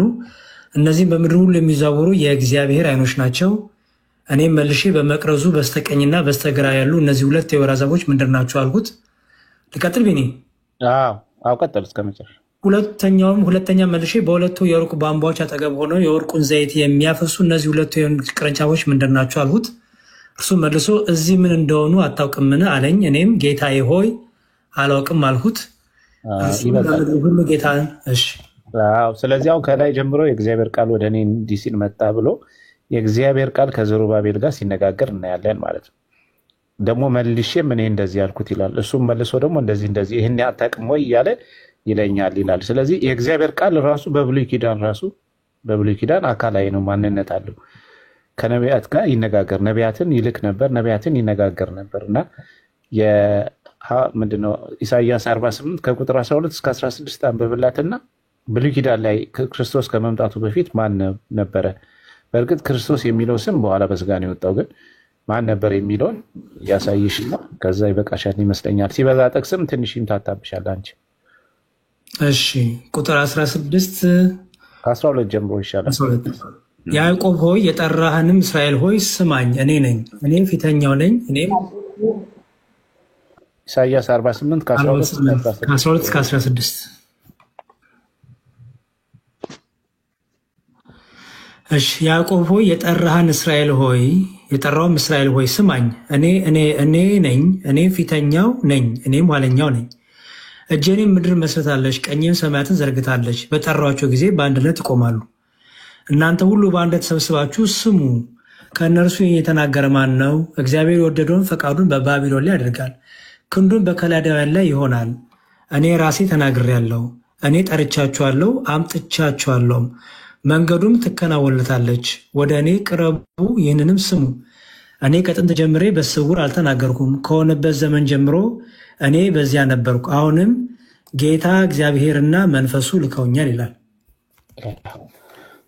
በቃ ሶስቱን አካላት እዚህ ጋር በግልጽ አስቀምጦልሻል። እኔ እንደ አካላይ ጀምሮ ሲናገር የነበረው አንድ አካል አለ፣ ሰማይ ምድርን የፈጠረ ያዕቆብን የጠራ ሰማይን በጠራው ጊዜ በፊቱ የሚሰበሰብ የአምላክነት ባህሪ ያለው እሱ ይወርድና ቁጥር 16 ላይ ከጥንት ጀምሮ እኔ በስውር አልተናገርኩም፣ አሁንም ከሆነበት ጊዜ ጀምሮ እኔ በዛ አለው ይልና አሁንም ጌታ እግዚአብሔርና ማን መንፈሱ ልከውኛል ይላል። ጌታ እግዚአብሔር እንዳለ መንፈሱ በመንፈሱና በጌታ እግዚአብሔር የተላከ ሌላ ደግሞ ሰማይና ምድርን የፈጠርኩ ብሎ የሚናገር አካል አለ። ሶስቱን አካላት እዚህ ጋር ያስቀምጥልሻል። ተልኮ መምጣቱን ክርስቶስ ይሄ ስለ ክርስቶስ የሚነገር ነው። በብሉይ ኪዳን በትንቢት የተነገረ ነው። ስለዚህ አብ ወልድ መንፈስ ቅዱስን ምንም እንኳን በብሉይ ኪዳን አብ ወልድ መንፈስ ቅዱስ ተብሎ ባይቀመጥም ግን ሶስቱ አካላት በግልጽ እንደዚህ ተቀምጠዋል ማለት ነው እና ሌላ ኩፋሌ ላይ ምናምን ያልሽውን እኔ ቤት መጥቼ መልስልሻለሁ። ሌሎችም ጥያቄሽ ዮሐንስ 5:30 ላይ ከራሴ ምንም ማድረግ አልችልም ያለውን እሱን መልስልሻለሁ። አሁን ሲበዛም ለአንቺም የጻፍሽው ጥቅስ ራሱ ለየትኛው እንደሆነ ግራ ይገባሻል በኋላ ማለት ነው እና በእርግጥ ታነቢዋለሽ። አትችል ቢል እሺ ይበቃል ካላችሁኝ መልካም። የሆነ ነገር ጀምሪ ማቆም አልችልም እና መጽሐፍ ኩፋሌ ላይ ያለውን ነገር ልትበልጽልኝ ነበር። እዛ ላይ ስላቆም እሺ ልመልስልሽ ያሬ ችግር የለውም። ያው ይሄ የኩፋሌ መጽሐፍ ትርጓሜያችን ነው ከከነ መጽሐፉ ማለት ነው። ቃሉ ንባቡ የሚለው ምንድነው? እሺ ወይ በለን እግዚአብሔር ለነ እግዚአብሔርም ለእኛ ነገረን። እንግዲህ ለእኛ ነገረን የሚለውን አይደለ ሊንዳ ጥያቄሽ? ያ አላት ላይ ለእኛ ነገረን የሚለው ብዙ ጊዜ የምትረዱት እናንተ ምንድነው? ያው እዛ እንፍጠር የሚለው መላእክትን እንደዚህ ነው፣ ይሄው ማስረጃው ነው የምትሉት። ታዲያ እዚህ ጋር ግን እግዚአብሔር ለእኛ ነገረ ያለው ማን ነው ሲል አዳም ብቻውን ይኖር ዘንድ አግባብ አይደለም አለ፣ እንደ እርሱ ያለ ረዳት እንፍጠርለት እንጂ ፈጣሪያችን እግዚአብሔር በአዳም እንቅልፍን አመጣበት እሱም ተኛ። አሁን አስተዊ እግዚአብሔርም ለእኛ ነገረን ያለው በሙሴ በኩል ኦኬ። ያንን መጽሐፍ ኩፋሌን ሲያስቀምጥልን ያንን ታሪክ ያንን መጽሐፍ ወስዶ ያንን ታሪክ ወስዶ ዘጋቢው ከዛ ላይ ስለዘገበ ወይ ራሱ ዘጋቢ ማለት ነው። ኩፋሌ የተከፈለ ማለት ነው። ባይዘው የተከፈለ ነው። ያንኑ ቃል በዛ ቃል ላይ ነገረን። በኦሪት ዘፍጥረት ላይ ባለው ቃል ነገረን፣ በኦሪት ዘፍጥረት ላይ ባለው መጽሐፍ ነገረን የሚለውን ክፍል ለማያዝ እግዚአብሔርም ለእኛ ነገረን ብሎ አመጣ እንጂ እኛ ብሎ ፍጥረ የሆነ ሰዎች በዛ ጊዜ አስቀድሞ ተፈጥረው ሰዎች በዛ ጊዜ አብረው ሆነው ከአዳም በፊት ሰው ተፈጥሮ ከዛ በኋላ በቃ እግዚአብሔር ለነሱ በሉ ሌላ ሰው ደግሞ ሊፈጥር ነው ብሎ ማለት አይደለም። ምክንያቱም ለእኛ የሚለው ሰው ነው ካልሹ አያስኬድም። ለምን? ከአዳም በፊት የተፈጠረ ሰውም የለም። ኦኬ። ጸሐፊው ደግሞ ለእኛ ብሎ ደግሞ መላእክትን አይደለም እየተናገረ ያለው። ስለዚህ በዘፍጥረት ቅድም ባነበብ ነው በዘፍጥረት በሙሴ ላይ አድሮ በዘፍጥረት ላይ ባለው ክፍሉ ነገረን። ኦኬ። ስለዚህ እግዚአብሔርም ለእኛ ነገረን ሲል እኛ በዛ ጊዜ ኖረን እግዚአብሔር አዳምን ሊፈጥር ስለፈለገ እኛን አማከረን ለማለት አይደለም። ኦኬ። በዘፍጥረቱ መጽሐፉ በቀደመችው መጽሐፉ ነገረን። ምክንያቱም ኩፋሌ ከዛች የተከፈለች መጽሐፍ ስለሆነች በዛ ለእኛ ነገረን ሲል በዛ መጽሐፍ ነገረን። ምኑን? እግዚአብሔር እንዴት እንደሰራ እግዚአብሔር እንዴት እንደፈጠረ ለእኛ ነገረን። ምን ብሎ? አዳም ብቻ ይኖር ዘንድ አግባብ አይደለም አለ። አይሹ አለን አይልም። አስተዊ አዳም ብቻውን ይኖር ዘንድ አግባብ አይደለም አለን አይልም። አለ ነው የሚለው። ለእኛ ነገረን ብሎ አለን ማለት ነበረበት አይደል? ሊንዳ አይደል?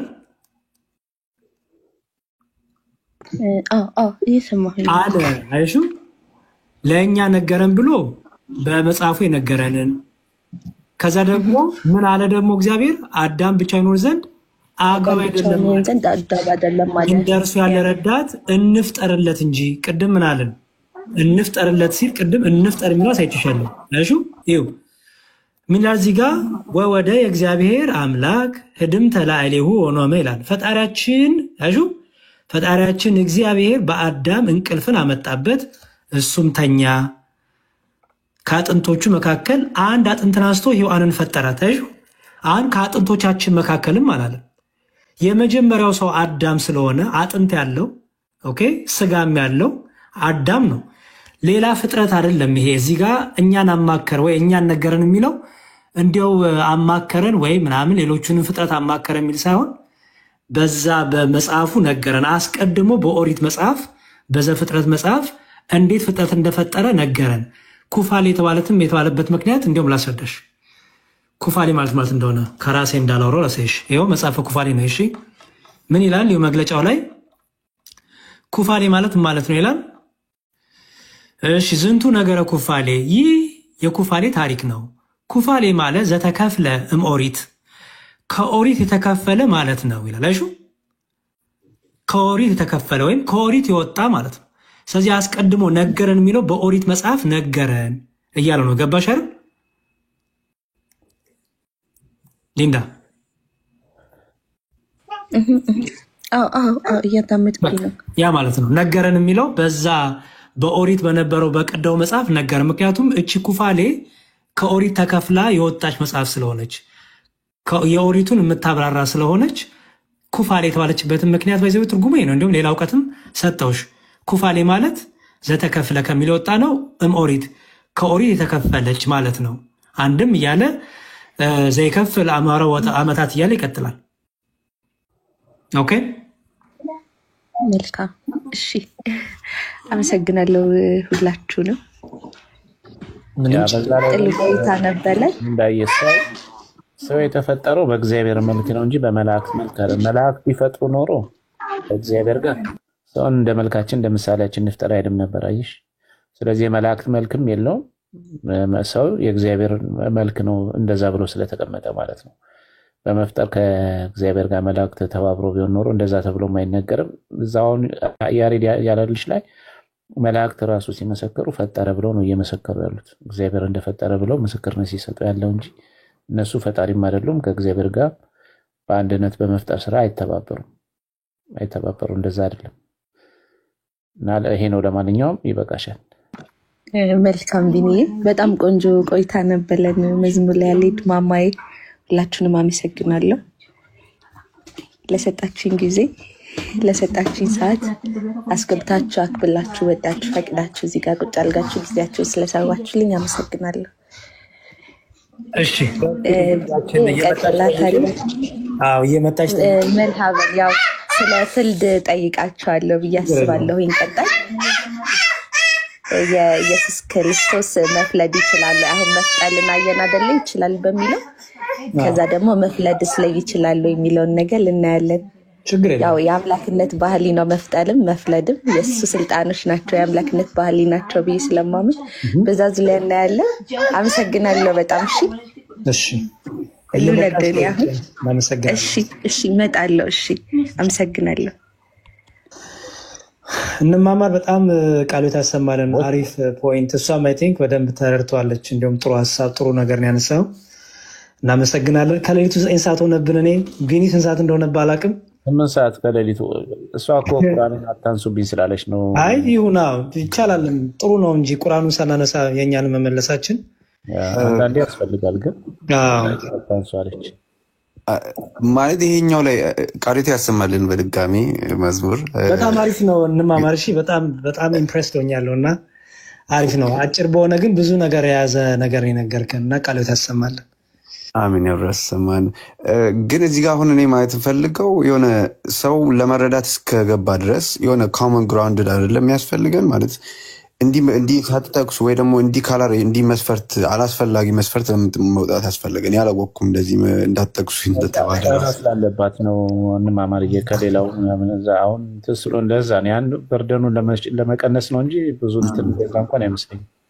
ኦኬ ለመረዳት እስከሆነ ድረስ የሆነ ኤግዛምፕል ይሆናል ብሎ የተቀመጠ ነገር ካለ በቃ በዛ ላይ መነጋገርና ሐሳብ ያንዱን ሐሳብ ለመረዳት መሞከር ነው እንጂ እንዲህ ሳትሄድ እዚህ ጋር ሳትጠቅስ ይሄን ሳትል ምናምን ብሎ በቃ የሆነ የቃላት ጨዋታ ነው የሚመስለው። በዛ እንድታስቡበት ሌሎቻችሁ አይ እንትን እኮ ነው ምን መሰለህ፣ ጥበብ ያስፈልጋል። ባይዘው እውቀት ብቻ ስላለንም አንዳንዴ ያለ ቦታውም ከሆነ ከነዛ ሳይድ ያለውንም ደግሞ ድካም ያለባቸውን ፈተና ጫናም ሁሉ አንደርስታንድ ያደረገ ሌቭል ወርደንም ያንንም አንደርስታንድ ባደረገ መልኩ ማንሳትም ይቻላል።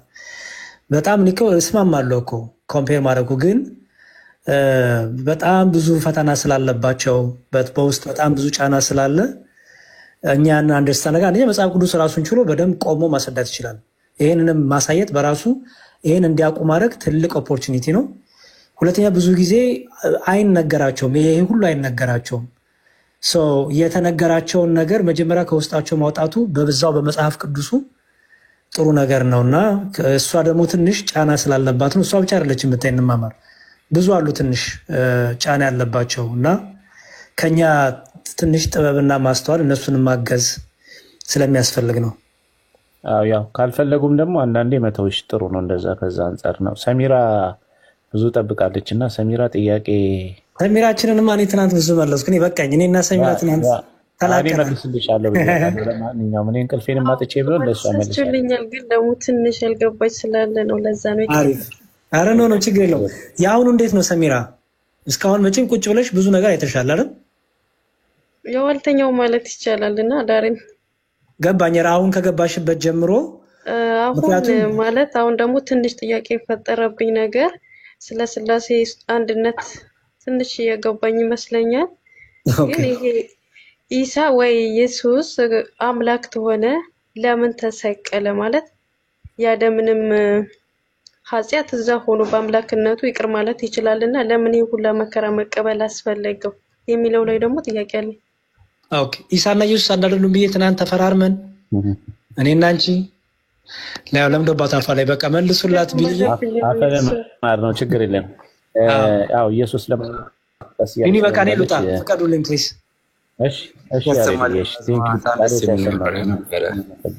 እሺ ንግስት ሰላም ብያለሁ። እንዴት ነሽ? ረጅም ሰዓት ዛሬ ቁጭ ብላ ከኛ ጋር ሳለፈች። ንግስት ዘውዲቱ ደህና ነኝ። እንዴት ነሽ? እንዴት ናችሁ? ድምጽ ይሰማል? አዎ ይሰማል። መማር ስለፈለኩኝ ነው ገስት ላይ ቁጭ ያልኩት። ጎበዝ እንኳን ደስ ብሎኛል ስላየሁሽ። በጣም ብዙ ነገር ነው እኔም የተማርኩት። አሪፍ። እንደዚህ ብቅ በይሽ። አመሰግናለሁ በጣም አደራ ፕሊዝ አትጥፊ። እሺ አንደኛ በአንቺ ምክንያቱም በአንቺ ሰበብም ብዙዎች ይማራሉ፣ አንቺም ደግሞ ትማሪያለሽ። ኢቭን እችን ሰዓት እንኳን በዚህ መልኩ ማሳለፍሽ ለአንቺም ትልቅ እረፍት ሰላም ነው የሚሰጥሽና እንደዚህ ብቅ እያልሽ እኛንም አበረታችን። አንቺም ጠንክሪ እሺ ንግስት።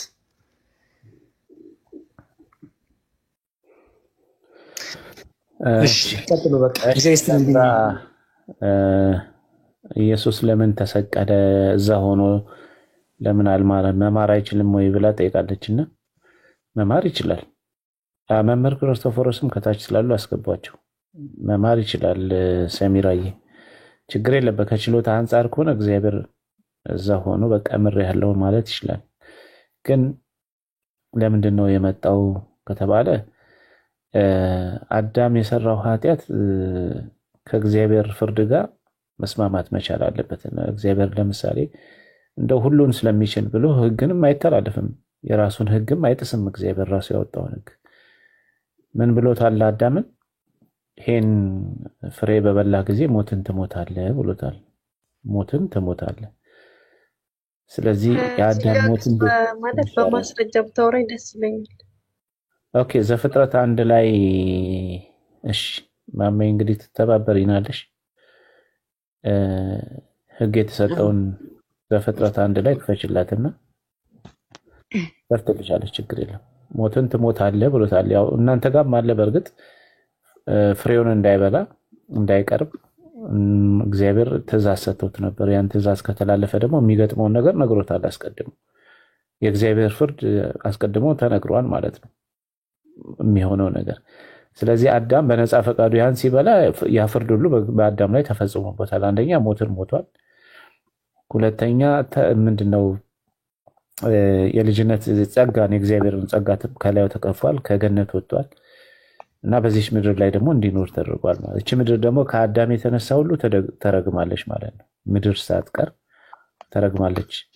ስለዚህ እነዚህ ሁሉ እርግማኖች እነዚህ ሁሉ ነገሮች የሚሻሩት በምንድን ነው? እነዚህ ሁሉ ነገሮች እግዚአብሔር ፍትሃዊም ነው። ደግሞ አሁን ዝም ብሎ ቃሉን ተናግሮ እንደገና ቃሉን አያጥፍም እግዚአብሔር። ቃሌን ከማጥፍ ሰማይና ምድር ባጥፍ ቃሌን ከምሽር ሰማይና ምድር ቢሻር ይሻላል ይለዋል። ይኸውልሽ ይኸው ዘፍጥረት ላይ ቀደም ያለችሽ ማለት ነው። ዘፍጥረት 1 ቁጥር ስንት ላይ ነው? ቁጥር 29 ጀምሮ ያው እግዚአብሔር አምላክ እግዚአብሔር ማለት ነው መብል ይሆናችሁ ዘንድ በምድር ፊት ሁሉ ላይ ዘሩ በእርሱ ያለውን ሐመልማል ሁሉ የዛፍን ፍሬ የሚያፈራውን ዘር ያለውንም ዛፍ ሁሉ ሰጠዋችሁ። ለምድር አራዊት ሁሉ ለሰማይም ወፎች ሁሉ ሕያው ነፍስ ላላቸው በምድር ተንቀሳቃሽ ሁሉ የሚበቅለው ሐመልማል ሁሉ መብል ይሁንላችሁ። እንዲሁም ሆነ። እግዚአብሔርም ያደረገውን ሁሉ አየ፣ እነሆም እጅግ መልካም ነበር። ማታም ሆነ ጠዋት። የትኛውን የፈለከው? አይ ትእዛዝ የሰጣቸው ነው እንዳትበሉ ከዚህ ፍሬ ብሎ ከዛ በኋላ የበሉበትን ታሪኩን እዛ ላይ እያሳየናት ማስረጃ እያለች ስለሆነ ዘፍጥረት 2 ላይ ኦኬ እሺ ላውጣላት ያ ማስረጃውን እያየው ስላለች ቀስ እያለን ነግራታለን። እና ለማንኛውም እኔ እየነገርኩሽ ታወጣልሻለች። የቲቱም ባባለችው ከላይ የትእዛዙ ነውማ በቃሉ መስጠተሰዋል ከመጣሳቸው በፊት ያለውን ትእዛዝ እግዚአብሔር ህጉን ሰጣቸው። ሰሚራ የህግ ሰጣቸው አትብሉ ብሎ ዘፍጥረት ምዕራፍ 2 ላይ ነው ያለው። ከዛ ይሄን ፍሬ ከበላችሁ ግን የሚደርስባቸውን ነገር ነገራቸው። ቅድም እንዳልኩሽ አንደኛ ሞት ያመጣል በሱ ላይ ማለት ነው። ሞት ሲባል የዘላለም ሞት ነው። ከእግዚአብሔር መለየት አንደኛው ሞት ነው። ሁለተኛ የስጋ ሞት ነው። ሶስተኛ ደግሞ ገነትን ማጣት ነው። እና እነዚህ ብዙ ነገሮች መተውበታል። ግን ዋናውን ልንገርሽ ብዬ ነው። ስለዚህ እነዚህ ነገሮች ካረገ በኋላ እግዚአብሔር እንዴት ነው? አንደኛ ሟች ሆኗል፣ የሚሞት ሆኗል። በቃ አትሞትም ከዚህ በኋላ ሕያው ሁን ሊለው አይችልም። እግዚአብሔር ፍርድ ነው የተላለፈበት፣ የእግዚአብሔር ፍርድ ማለት ነው። ስለዚህ የአዳም ፍርድ ሊሻርለት ይገባል። የአዳም ኃጢአት በደሉ ሊከደንለት ይገባል ማለት ነው አይደለ? ዝም ብሎ አይደለም የሚከደነው። ደግሞ ተነስቶ እግዚአብሔር በቃ በድለህ ነበር፣ አይ ይቅር ብዬሃለሁ፣ በቃ ና ገነት ግባ ቢለው ማስረጃውን ስላለች ማስረጃውን ይሄው ዘፍጥረት ምዕራፍ 2 ቁጥር 16 ጀምሮ እግዚአብሔር አምላክም ሰውን እንዲህ ብሎ አዘዘው፣ ከገነት ዛፍ ሁሉ ትበላለህ፣ ነገር ግን መልካምና ክፉን ከማያስታውቀው ዛፍ አትብላ፣ ከእርሱ በበላህ ቀን ሞትን ትሞታለህ። ይሄው ስለዚህ ሞትን ትሞታለህ ብሎታል። ስለዚህ ዛፉን በላ አዳም፣ ከዛፉ በላ፣ ከፍሬዋ በላ፣ ሞትን ሞተ። ኦኬ ሞት መጣበት፣ ከገነት መውጣት መጣበት፣ ከእግዚአብሔር መለየት መጣበት፣ ጸጋውን አጣ። ስለዚህ እግዚአብሔር ምን ማድረግ አለበት? አሁን ቃሉን ፈርዶበታል። በቃና አድኜሃለሁ ተነስ ግባ ቢለው ድጋሚ ኃጢአት እንደማይሰራ በምን ይታወቃል? አዳም ገነት ገብቶ ድጋሚ በኃጢአት ሊያዝ ይችላል ማለት ነው። ስለዚህ የአዳም ኃጢአቱና ጸጋው ሁሉ ነገር መመለስ መቻል አለበት። አዳም ከሞት መዳን መቻል አለበት። ሞት የሚገዛው ሆኗል። ከዛ ጊዜ ጀምሮ በቃ አዳምን ሞት የሚገዛው ሆኗል። ስጋው የሚበሰብስ አፈርነና ወደ አፈር ትመለሳለህ ብሎታል። ስለዚህ ስጋው አፈር የሚሆን ነፍሱ ደግሞ በሲኦል የሚጣል ሆኗል ማለት ነው። ከእግዚአብሔር ጸጋ ርቆ በሰይጣን ቁጥጥር ስር ወድቋል ማለት ነው። ምክንያቱም ከእግዚአብሔር ቃል የበለጠ የማንን ቃል ሰማ? የሰይጣንን ቃል ሰማ። ከምክረ እግዚአብሔር የሰይጣንን ምክር ሰማ ማለት ነው። እኔ እኮ ጥያቄ አልገባም መሰለኝ። ምንድነው ጥያቄ ምን መሰለክ? ማለት እዚህ ጋር ወርዱ ተወልዶ ምናምን እዚህ ጋር ያን ሁላ መከራ እስከመሰቀል ድረስ ተመድረስ ለምን ቀጥታ አልማራቸውም? እሱን እኮ ነው እየነገርኩሽ ያለሁት ሰሚራዬ። ቀጥታ እንዴት ይምሯል? ሞት ተፈርዶበታል እኮ እያልኩሽ ነው ያለሁት። ሞት አምላክ አይደል? አምላክ ከሆነ ቀጥታ መማር ይችላል። አምላክ ደግሞ ቃሉን አይሽርማ።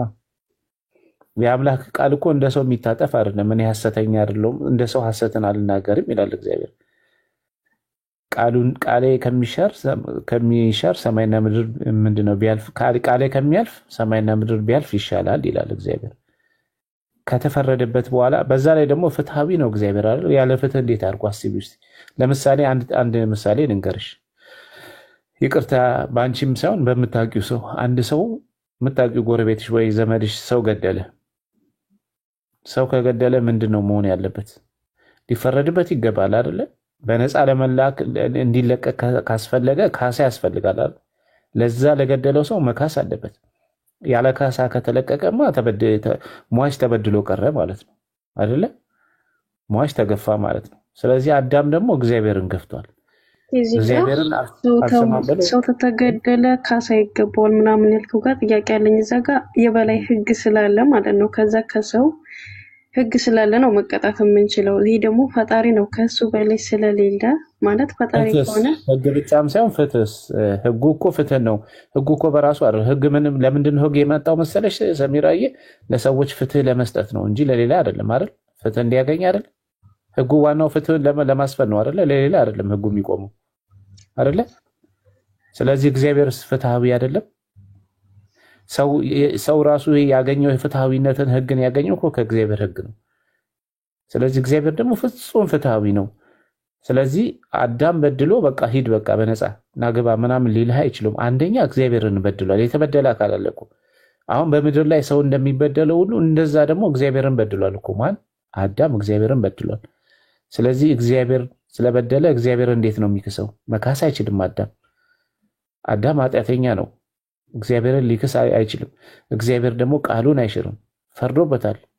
ስለዚህ ምንድነው መሆን ያለበት መሰለሽ? ወይ አዳም መሞትና መጥፋት አለበት ወይ ደግሞ አዳም መዳን አለበት። ስለዚህ እግዚአብሔር የትኛውን መንገድ መረጠ?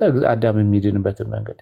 ሲያድነው ግን ዝም ብሎ ተነስተ በቃ እና ኃጢአትን እንደዚህ ሰርታ ይቅር ብያለሁ አግባ ሊለው አይችልም አይለውም። ምክንያቱም በእግዚአብሔር ላይ ነው ኃጢአት የሰራው፣ ዘላለማዊ በሆነው አምላክ ላይ ነው ኃጢአትን የሰራው ማለት ነው። ኃጢአቱም ደግሞ ዘላለማዊ ነው። ስለዚህ አንድ ዘላለማዊ የሆነ አካል ያስፈልጋል ማለት የሱን ኃጢአት ሊሽር የሚችል የሱን ኃጢአት በራሱ ላይ አድርጎ ካሳ የሚከፍል ያስፈልጋል ማለት ነው። ሰው ደግሞ ሊከፍል አልቻለም። ምናልባት አንቺ ከእስልምና ስለመጣሽ ነው እንጂ የብሉይ ኪዳን ስርዓት በጠቅላላ ይሄን ነው የሚያስረዱት። የቤተ መቅደሱ አገልግሎት የእንትኑ የመስዋዕት ምናምን ሲቀርብ የነበረው ከዛ አንፃር ነው። ግን አጠቃላይ ብቻ ለምንድን ነው ይሄ የሆነው ካልሽ ካሳ ያስፈልግ ስለነበረ፣ ደም ሳይፈስ ደግሞ ስርየት ስለሌለ፣ ከዛ አንፃር እግዚአብሔር ራሱ አንድያ ልጁን ልኮ የአዳምን ኃጢአት በላዩ ላይ አድርጎ በልጁ ላይ አድርጎ ማለት ነው ስለኛ ቤዛ ሆኗል ማለት ነው። ስለኛ ቤዛ ሆኖ የከፈለልን ክርስቶስ ኢየሱስ ነው። ይሄን መከራ ለምን ተቀበለ ካልሽ አንደኛ ከፍቅርም የተነሳ ሰው ጠፍቶ እንዲቀር እግዚአብሔር አልወደደም። በሰራው ኃጢአት ጠፍቶ ለዘላለም እንዲኖር የሰይጣን ባሪያ ሆኖ እንዲኖር አልፈለገም። ምክንያቱም ኃጢአት ሲሰራ ሞት የሚባል ነገር በራሱ ላይ አምጥቷል። በሞት ላይ ደግሞ ምን ሰለጠነ መሰለሽ? ሰይጣን ዲያብሎስ ሰለጠነ። ስለዚህ ሰው ሁሉ ሲሞት ማን ነው የሚገዛው? ሰይጣን ነው የሚገዛው። ሊትራሊ በቃ ሁሉም ወደ ጀሃነም፣ እናንተ ጀሃነም እንደምትሉት ወደዛ ነው የሚወርዱት። ስጋቸው አፈር ይሆናል፣ ይበሰብሳል። ነፍሳቸው ደግሞ ሰይጣን ነበር እንትን የሚለው የሚገዛው ማለት ነው። ስጋቸውን ወደ መቃብር፣ ነፍሳቸውን ደግሞ ወደ ሲኦል ይዞ እየሄደ የሚገዛው ማን ነበር? ሰይጣን። ለምንድን ነው ይሄ ሆነ ካልሽኝ፣ ሰው ወዶ ፈቅዶ በራሱ ፍላጎት የሰይጣን ተገዢ ስለሆነ እግዚአብሔርን ስላልሰማ አትብላ ይሄን ከበላ ትሞታለህ ሲለው ሰው ደግሞ አልሰማም ብሎ የሰይጣንን ምክር ሰማ። ኖ ካንተ እኔ ሰይጣንን እሰማለሁ አለ። እንግዲህ ምን ይደረግ? ሰይጣን ደግሞ ምንድነው? ክፉ ነው። ስለዚህ እግዚአብሔር ምርጫውን ጠበቀለት። ሰይጣንን ሰምተሃልና ቃሌን አልሰማህምና የአፍህን ፍሬ ትበላለህ፣ የኃጢአትን ፍሬ ማለት ነው። ስለዚህ ኃጢአት ሰራ፣ የኃጢአት ደሞዝ ደግሞ ሞት ነው። ስለዚህ አዳም በራሱ ላይ ሞት አመጣ። ስለዚህ እግዚአብሔር ደግሞ ሊምረው ወደደ። ሲምረው ግን እግዚአብሔር ያለ ህግ ሁሉ የእግዚአብሔር ስለሆነ ያለ ህግ እግዚአብሔር አይምረውም። ምክንያቱም እግዚአብሔር እኮ ህግ አክባሪ ነው፣ ህገ ወጥ አይደለም። በነገራችን ላይ እግዚአብሔር እኮ እንደዛ አይደለም። ሁሉ ነገር ሰይጣንን ማጥፋት ሲችል እኮ በእመቤታችን ስጋ ተሰውሮ ሰይጣንን የያዘው እኮ ክርስቶስ እኮ ከሰይጣን በላይ ጥበበኛ ስለሆነ ነው። ሰይጣን ጥበበኛ ነኝ ብሎ በእባብ ስጋ ወይም በእባብ ውስጥ ተሰውሮ በእባብ ስጋ ውስጥ ተሰውሮ አዳምና ሔዋንን እንዳሳተ ክርስቶስ ኢየሱስ ደግሞ በሰው ስጋ ውስጥ ተሰውሮ ሰይጣንን ድል ነሳው ብለው አባቶቻችን ያስተምራሉ። ይሄ ቤተክርስቲያን አስተምሮ ስለሆነ ማለት ነው። እና ከዛ አንፃር ነው መምህር ክርስቶፎሮስም ስለመጡ እሳቸው ተቀምጦ እኔ ብዙ ማውራትም አልችልም። ይመለሱ መምህር ክርስቶፎሮስ።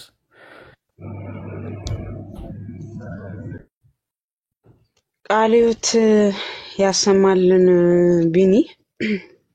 መምህር ክርስቶፎሮስ ፖዝ ሆነዋል። አንድ ነገር ለመናገር ፈልጌ ነበረና አብዛኛው ጊዜ ከችሎታ አንፃር ነው የሚነሳው። ኢየሱስ ክርስቶስ ሰዎችን ለማዳን ራሱ እንትን ማለት አይችልም ወይ? ይቅር ማለት አይችልም ወይ? ራሱ እዛው ሆኖ እንትን ማለት አይችልም ወይ የሚል አይነት ጥያቄ ይጠየቃል። ከችሎታ አንፃር ከሆነ ለእግዚአብሔር አንዳች ነገር የሚሳነው ነገር የለም። ዘፍጥረት ምዕራፍ 18 ቁጥር 16 ላይ በእውኑ ለኔ የሚሳነኝ ነገር አለን ብሏል እግዚአብሔር። ለሱ አንዳች ነገር የሚሳነው ነገር የለም። ኦኬ። ስለዚህ አሁን ቢኒ ባብራራልሽ መሰረት እግዚአብሔር አምላክ ከሰማይ በታች ያለው ሁሉ ለአዳም ስልጣን ሰጠውና ሁሉን ብላ አለው። ነገር ግን ክፉን ከምታስታውቀው ዛፍ አትብላ፣ ከእርሱ በበላ ቀን ሞትን ትሞታለህ ብሎታል፣ አስጠንቅቆታል። ሞትን እንደሚሞት እግዚአብሔር አምላክ ይህንን ነገር ካደረግ እንዲህ ትሆናለህ ብሎ ቃል ገብቶለታል ማለት ነው ለአዳም። አዳም በታዘዘው መሰረት አልተገኘም። የሰይጣንን ቃል ሰምቶ የእግዚአብሔርን ቃል አላመነም። በእግዚአብሔር ቃል ላይ ታምኖ አልጸናም። ስለዚህ የሰይጣንን ቃል ሰምቶ ከእግዚአብሔር ትእዛዝ ተጓደለ ማለት ነው። ስለዚህ እግዚአብሔር አስቀድሞ ምን ብሎ ተናግሯል ብለን ስንል ሞትን ትሞታለህ ብሎ ተናግሮታል። እግዚአብሔር ደግሞ ቃሉን የሚሽር አይደለም። ማቴዎስ ወንጌል ምዕራፍ 25 ላይ እንደተናገረው ሰማይና ምድር ያልፋል እንጂ ቃሌ ግን አታልፍም ብሏል። የጌታ ቃል መቼም ሰው አይደለም፣ ቃሉን የሚያጥፍ አይደለም። እኔ እንደ ሰው አይደለሁም ብሎ ሆሴዕ 11:9 ላይ እንደተናገረው ማለት ነው። ስለዚህ ቃሉን እንደኛ እንደ ሰው የሚታጠፍ ስላልሆነ በልቶ ስላገኘው አዳም ህጉን ተላልፎ ስላገኘው አዳም ላይ ያንን ፍርድ ፈረደበት። የሞት እንዲሞት ፈረደበት ማለት ነው። ሶ አዳም ከእግዚአብሔር ሲለይ የደረሱበት የመጡበት ባህሪያቶች ነበሩ። መሰደድ፣ ሰላም ማጣት፣ መጨነቅ፣ የባህሪ ጉስቁልናዎች እነዚህ በሱ ላይ ደረሱ ማለት ነው። ስለዚህ አዳም ወደቀ። ያንን የወደቀውን አዳምን ሊያነሳ የሚያስፈልግ አንድ አካል ያስፈልጋል። ምክንያቱም አዳም በራሱ ወደ እግዚአብሔር የመቅረብ ንጽህና አልነበረውም። ከአዳም የሚመጣን ፍሬ ደግሞ አዳማዊ ማንነትን ነው ይዞ የሚመጣው። ኢሳይያስ 64 ላይ ቁጥር 6 ላይ ነብዩ ኢሳይያስ እንደተናገረው ማለት ነው። ጽድቃችን እንደ መርገም ጨርቅ ሆነ፣ በደላችንም እንደ ንፋስ ወስዶናል እንዳለው ሁሉም በኃጢአት ውስጥ ነበሩ። ስለዚህ እነሱን ይህንን የወደቀውን ህዝብ ሊያነጻ የሚያስፈልግ አንድ አካል ነበረ። ምክንያቱም የበደለው ሰው ነው፣ የሚከፍለውም ደግሞ ያ በደለኛው የበደል የደረሰበት ሰው ነው ማለት ነው።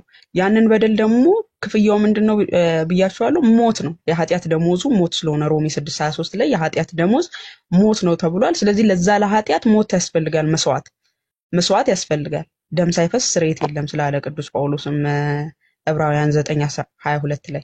ስለዚህ ይሄንን ደም የሚያፈስ አንድ አካል አለ፣ ሰዎችን ወደ እግዚአብሔር የሚያቀርብ፣ ከእግዚአብሔር የተጣሉትን ከእግዚአብሔር የራቁትን ሰዎች ወደ እግዚአብሔር የሚያቀርብ አንድ አካል ያስፈልጋል። ይሄ አካል ደግሞ ማን ነው?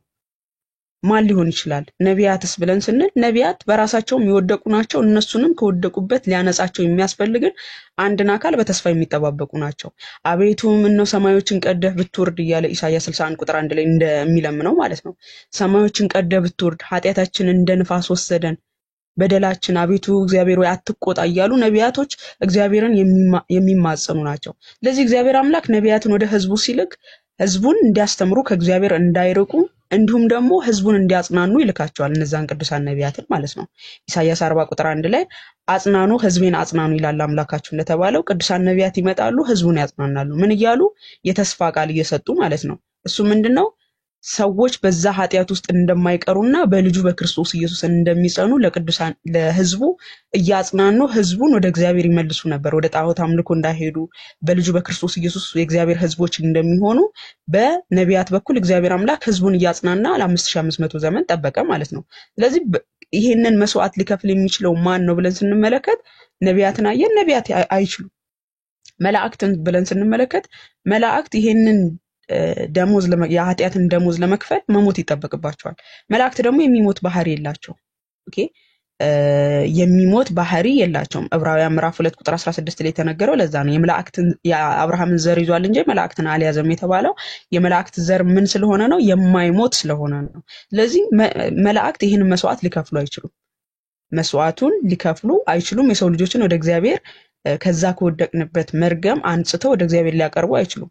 መስዋዕተ ኦሪትን ተመለከትን። መስዋዕተ ኦሪት ደግሞ ካሉበት ኃጢአት ብቻ ሊያነጻ የሚችል ብቻ ነው።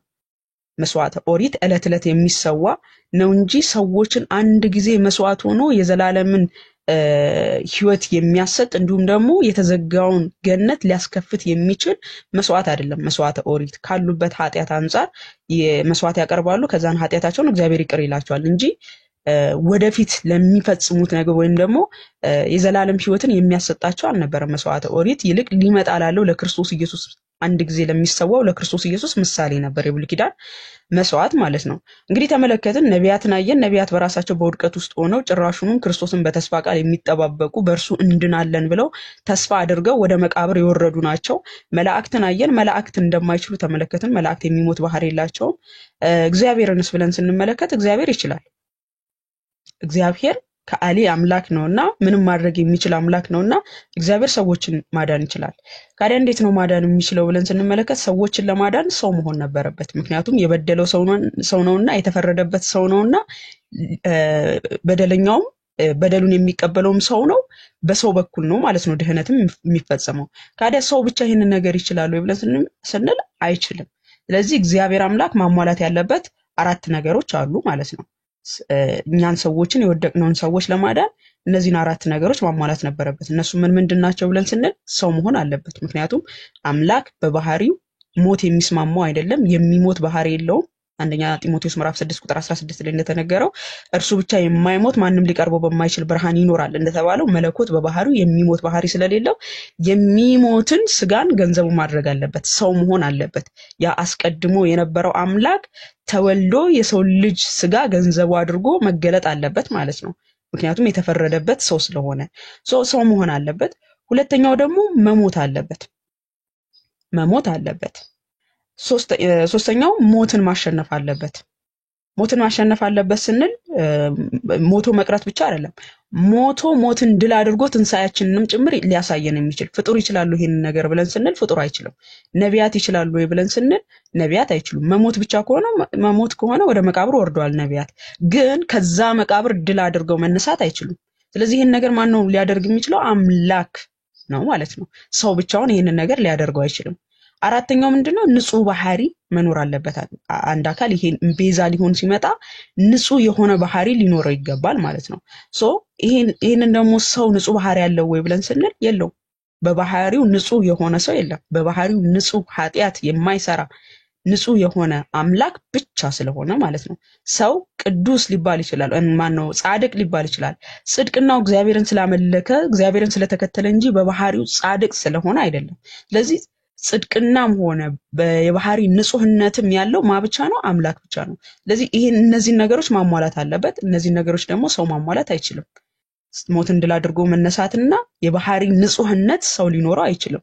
ስለዚህ ይህንን ነገር እነዚህን አራቱን ነገሮች አሟልቶ አምላክ ስጋን ለብሶ በመካከላችን ተመላለሰ፣ የኛን በደሉ አደረገ ማለት ነው። ካዲያ እዛ ሆኖ ማዳን ይችላል ወይ? አዎ ይችላል። ግን ውዴታው ምንድነው ብለን ስንመለከት እኛ በወደድነው መልኩ አይደለም። አንደኛ ዮሐንስ መልእክት ምዕራፍ 4 ቁጥር 10 ላይ እንዲህ በማለት ይናገራል። አንድ ጊዜ ሳላበዛባችሁ እንግዲህ ያየነውን የሰማነውን እንነግራችኋለን ያለው ቅዱስ ዮሐንስ ሲናገር እንዲህ ይላል። አንደኛ ዮሐንስ ምዕራፍ 1 ላይ ገና ሲናገርም ቅዱስ ዮሐንስ ምን ብሏል? ስለ ሕይወት ቃል ከመጀመሪያ የነበረውና ጨርስና ተቀጥያለሽ። ስለ ሕይወት ቃል ከመጀመሪያ የነበረውና የሰማነውን በአይኖቻችንም ያየነውን የተመለከትነውን እጆቻችንንም የዳሰሱትን እናወራላችኋለን ብሏል ቅዱስ ዮሐንስ። በአይናችን ያየነው ማንን? አምላኩን በአይኑ ያየነው ዮሐንስ በእጁ የዳሰሰውን የሰማሁትን ከጌታዬ የሰማሁትን ነግራችኋለሁ። የሕይወትም ቃል ተገለጠ፣ አይተንማል፣ እንመሰክራለን። በአብ ዘንድ የነበረውንም ለእኛም የተገለጠውን በአብ ዘንድ የነበረ ማለት አስቀድሞ የነበረ ነው ማለት ነው ክርስቶስ ኢየሱስ። ለእኛም የተገለጠውን የዘላለም ሕይወት እናወራላችኋለን። የዘላለም ሕይወት የተባለው ማን ነው? ክርስቶስ ኢየሱስ ነው ማለት ነው። አሁን ልጠቅስ የፈለኩትን ጥቅስ ላንብብላችሁና ትቀጥላላችሁ።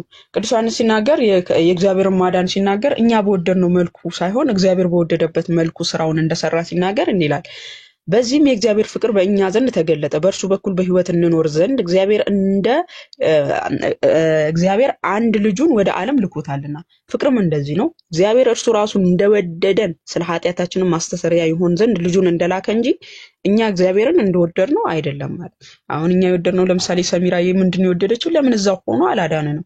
ማድረጉን አላቃተውም። ግን የሱ ውዴታና ፍላጎት እኛን መስሎ ተመላልሶ በደላችንን በደሉ ማድረግ ነው። ሲቀጥልም ደግሞ ቃል ገብቷል፣ ሞትን ትሞታለህ ብሏል። ያንን ቃሉን የማያፈርስ አምላክ ስለሆነ አዳም ላይ የፈረደበትን አዳምን ደግሞ በራስ ጥፋት ነው አያገባኝም ብሎ ዳር ሆኖ የተመለከተው አምላክ አይደለም። ከዛ ውድቀቱ ደግሞ ጌታ ያነጻው አምላክ ነው። ፍርዱም ፍቅሩም ፍትሃዊ ሆኖ ፈርዶበታልም አድኖታልም ማለት ነው። ቀጥሉ። ኦኬ ትንሽ ያልገባኝ ነገር አለ፣ ግን እስቲ ቀስ ብዬ እሞክራለሁ እንዲገባኝ። ጠይቂ፣ ችግር የለም። ይሄን ለማድረግ እኮ አሁን አምላክ ሆነ ለአንድ ሰው ማለት ነው፣ ለአንድ ሰው ወይ ለነብያቶች ወይ ለምኖች ስልጣን መስጠት ይችላል። ኃይልና ስልጣን ንጹህ አይደሉም። ኢሳይያስ 59 ቁጥር 16 ላይ ሰውም እንደሌለ አየ፣ ወደ እርሱም የሚማልድ እንደሌለ ተረዳ። ስለዚህ የገዛ ክንዱን መድኃኒትን አመጣለት፣ ጽድቁንም አገዘው ይላል። እግዚአብሔር ሰዎችን ተመለከተ። ሰዎች ሁሉ በአዳም ማንነት ውስጥ ወድቀዋል። ኦኬ፣ ንጹህ የሆነ ማንነት የላቸውም። ሲቀጥልም ደግሞ ፍጡር ይሄን ነገር ማድረግ አይችልም። ፍጡር እኮ ይሄን ነገር ማድረግ ቢችል ኖሮ ለወደደው እንደ ልቤ ያለው ዳዊት ነው። ለምሳሌ ለዳዊት ይሰጠው ነበርኩ እንደ ልቤ ያለ ለእግዚአብሔር እንደ ልቡ የሆነለት ነብይ ማን ነው? ዳዊት ነው። ለዳዊት ይሰጠው ነበርኩ ስልጣን። ግን ፍጡር ብቻውን ይሄንን ማድረግ አይችልም። ሞትን ድል አድርጎ መነሳት፣ በባህሪ ንጹህ መሆንን፣ እነዚህ ነገሮች ፍጡር የለውም። አምላክ ብቻ ነው ያለው። አምላክ ኃይል ግን ማለት በኢየሱስ ኃይል ኢየሱስ ፈጣሪ ከሆነ በሱ ኃይል ግን ማድረግ ይችላል ያሰው። ይሄ ደግሞ ፍትሃዊ ያስብለው፣ ምክንያቱም የተፈረደበት ሰው ነው። ያንን ሰው ደግሞ ፍርዱን የሚያውቀው አምላክ ነው። ለዛ ለፈረደበት ሰው ደግሞ ያንን የፈረደበትን አምላክ ፍርዱን ሊያቀልለት የሚችለው ያው ፈራጁ አምላክ ነው ማለት ነው። እሱም በሰው በኩል ለዚህ ሰው ሆኖ መጣ። አሁን እኮ እኛ እኮ የከፈልነው ነገር እኮ ኖሮ አይደለም ሰሚራ ተፈረደብን የሰው ልጅ የእግዚአብሔርን ቃል በነገራችን ላይ አዳምና ሔዋን ዕፀ በለሱን መብላታቸው አይደለም ኃጢያቱ በእግዚአብሔር ላይ እምነት አለመኖራቸው ነው የሰይጣንን ቃል አምነው እግዚአብሔርን አለማመናቸው ነው ከባዱ ኃጢያት የሆነባቸው ስለዚህ የወደቁትም በእግዚአብሔር ቃል ላይ እምነታቸው መሸርሸሩና ሰይጣንን በሙሉ ቃል ማመናቸው ይሄ በእግዚአብሔር ዘንድ አጸያፊ ኃጢያት ነው ስለዚህ እግዚአብሔር አምላክ ደግሞ አስቀድሞ ምን ብሎታል ይሄንን ከበላ የሞት ሞት ትሞታለህ እንዳትበላ ብሎታል ከበላስ የሞት ሞት እንደሚሞት ፈርዶበታል ማለት ነው ስለዚህ ተፈረደበት አዳም ያንን ከዛ ፍርዱ ሊያነጻው የሚያስፈልግ ደግሞ አንድ ንጹህ አካል ያስፈልጋል ሞትን ድል አድርጎ መነሳት የሚችል ለኃጢያት ስርየት መስዋዕት ሊሆን የሚችል ማለት ነው ለኃጢያት ስርየት መስዋዕት ሊሆን የሚችል ፍጡር ደግሞ የለም ኦኬ ግን ትንሽ ያልሆነልኝ ነገር አለ እሺ ቀጥ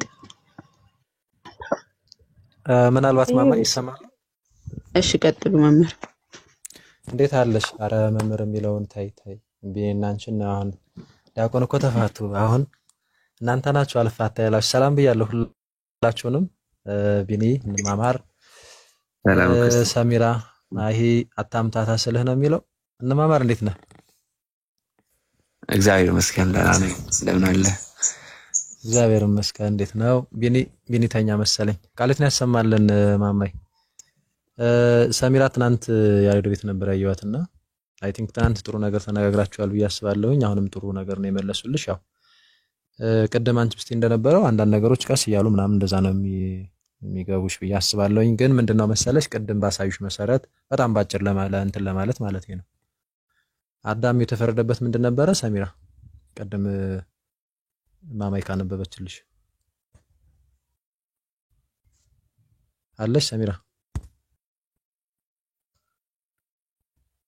እሺ ነው የለሁም በቃ ነው የለሁም ሰሚራ አለሽ ሚውት ነሽ አለው ይሰማው ጫጫታ አለ ለዛ ነው ኦኬ ነው እንዴ እሺ በቃ አይ እንዲገባሽ ነበር እንደዛ ብንመላለስ ይችላል ብዬ ነበረ ለማንኛውም ባጭሩ እንትን ለማለት ያህል ነበር አዳም የተፈጠረበት የሞት ፍርድ ነበር የተፈረደበት የሞት ፍርድ ነው አዎ ሞት ነው የተፈረደበት አይደል ሞት ነው የተፈረደበት ከዛ ደግሞ ፍርዱ ተመልከች ሞት ነው የፈረደበት ደግሞ እግዚአብሔር ነው ስለዚህ አሁን እግዚአብሔር ያለውን መፈጸም አለበት አዳምም ደግሞ ትሆናለህ የተባለው ነገር ያ መፈጸም አለበት ትሞታለህ ተብሏል መሞት አለበት ግን ደግሞ አዳም ሞቶ ቢቀር የእግዚአብሔር ቸርነት የት አለ ያሰኛል አይደል እግዚአብሔር እውነተኛ ፈራጅ ብቻ ሳይሆን ደግሞ ቸር አባትም ፍቅርም ነው ቸር ነው መሐሪ ነው እና እነዚህ ነገሮች መጣጣም አለባቸው አይሽ ፍርዱም ቸርነቱም ማለት ነው ስለዚህ አሁን ቀደም ምናልባት ማማዬን ስትመልስልሽ የነበረው መጨረሻ አካባቢ የሰማሁት ይሄንን ሰዎች ማድረግ አይችሉም ነበር ወይ ከተባለ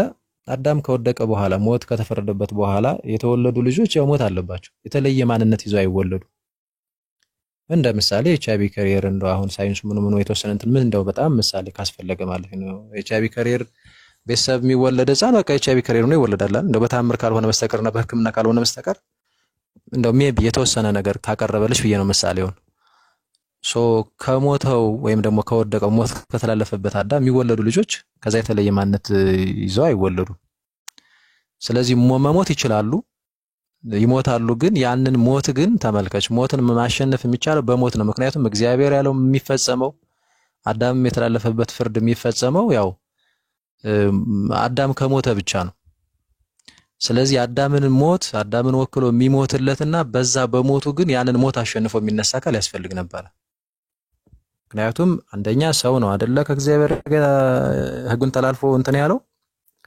ከዛ ደግሞ ሞት አይደል የተላለፈበት ተመልከች አሁን ሰው መሆንና መሞትን የትኛውም ሰው ቢያሟላም ግን ሞቶ ግን አሸንፎ መነሳት የሚችል ሰው የለም ምክንያቱም እያንዳንዱ ሰው ሞት አለበት ኃጢያት አንወርስም ነገር ግን ከአዳም እንደመወለዳችን የአዳምን ማንነት ይዘን ነው የምንወለደው ስለዚህ አዳምን የሚያድነው ኃያል ንጹህ ባህሪ መሆን አለበት ሰው መሆንና መሞት ብቻ ሳይሆን ንጹህ ባህሪ ኃያል መሆን አለበት ጥሉ ደግሞ በእግዚአብሔርና በሰው መካከል አይደለ ስለዚህ እግዚአብሔርን መቅረብ አለበት ሰውም መቅረብ አለበት ለምሳሌ እኔና አንቺ ብንጋጭ እኔም አንቺም መቅረብ አለብን አይደል ለመታረቅ እኔም አንቺም መቅረብ አለብን ልክ እንደዛ አዳምና ወይም ሰውና እግዚአብሔር ስለሆነ የተጣሉት ፍርዱ ሞት ስለሆነ ፍርዱን መፈጸም አለበት አዳምም እግዚአብሔርን መቅረብ አለባቸው ስለዚህ አሁን ይኸውልሽ የእግዚአብሔር ልጅ ዝቅ ብሎ መጣና የኛን ስጋ ገንዘብ አደረገ ቃል ስጋ ሆነ የሚለው ማለት ነው የባሪያን መልክ ያዘ ዮሐንስ 1:14 ላይና ፊልጵስዩስ ምዕራፍ 2 ላይ ከቁጥር 6 እስከ 8 ያለው ማለት ነው ስለዚህ አሁን ኢየሱስ ስንል አምላክም ነው ሰውም ነው ያ ማለት አይሹ ከአምላክም ወገን ነው ከሰውም ወገን ነው አምላክም ቀረበ ሰውም ቀረበ ማለት ነው ስለዚህ ሰው እንደመሆኑ አሁን አምላክ በባህሪው አይሞትም ነበር አይደል ሞት አይስማማው ነገር ግን ሰው ግን ሞት ይስማማዋል አሁን ኢየሱስ ክርስቶስ አምላክ ብቻ አይደለም ሰው የሆነ አምላክ ነው ስለዚህ ሰው እንደመሆኑ መሞት ይችላል አምላክ እንደመሆኑ ደግሞ ሞት አይስማማውም መነሳት ይችላል ሞት አይስማማውም ማለቴ ከባህሪው አንፃር ማለቴ ነው ወይም ሞት አሸንፎ አያስቀረውም ስለዚህ ሰው እንደመሆኑ ይሞትና ያዳምን ሞት ሞቶለት አምላክ እንደመሆኑ ደግሞ ይነሳል ማለት ነው አይሽ ሞቱንም ሞተለት ዛሞቱንም ገደለለት ወይም ዲያብሎስንም ማሰረለት ህይወትን ሰጠው ማለት ነው ትንሳኤው ተበሰረ ትንሳኤ ህይወት ነው ስለዚህ ጉዳዩ ይሄ ነውና ቀደምም ሲነግሩልሽ ተጠቅሶልሽ እንደነበረው ፍቅሩ ተገለጠኩ አሁን ለምሳሌ እግዚአብሔር ለምሳሌ ሙስሊሞች አላህ ይወደናል ምናምን ሊሉ ይችላሉ ግን ምን እስቲ ፍቅሩን በምን መንገድ እስቲ ቢባሉ እኔ ልክ እንደ ክርስቲያኖች ባሪያውና በአምሳሉ ፈጥሮን ማለትም አይችሉ ለምሳሌ በነዘር እንድታዩ ምክንያቱም እንደዛ ተብሎ የሚታመን አይመስለኝም እስከማቆርስ ማለት እንግዲህ እነማማር ይሩበታል ከዛ ደግሞ መጥቶ ሰው ሆኖ ደግሞ ተገልጦ እኛን ሳይጸየፈን ራሱን ደግሞ አዋርዶ ዝቅ ብሎ መጥቶ ደግሞ ይሄው ወዶናል ማንነታችንን አክብሮታል እና እያንዳንዱን ነገር ደግሞ በነገራችን ላይ ያደረገ ነው ያሳየን ስለዚህ ክርስትና ይሹ ፍቅር ነው ራሱ አምላክ በስጋ ተገልጦ ያሳየን መንገር ነው እና እናንተም እንደዚህ ተዋደዱ ዝቅ በሉ ሲለን ዝቅ አለ ደግሞ እስከ ሞት ድረስ ወደደን ማለት ነው ስለዚህ አሁን እኛነታችንን ወደደው እኛነታችንን የሚጠላ አምላክ አይደለም ባይዙ አምላካችን በጣም የፍቅር አምላክ ነው ፍቅር ነው ራሱ ቀድማ ማይምስታ ነበው እንደነበረው አንደኛ ዮሐንስ ምዕራፍ 4ን መሰለኛ ነበበችውና እግዚአብሔር ፍቅር ነው ስንል እኛ አንፈልግህም ይያልነው እሱ ግን ፈልጎን ወዶን እኛን የሆነ አምላክ ስለሆነ ነው ስለዚህ እኛን ሆኖ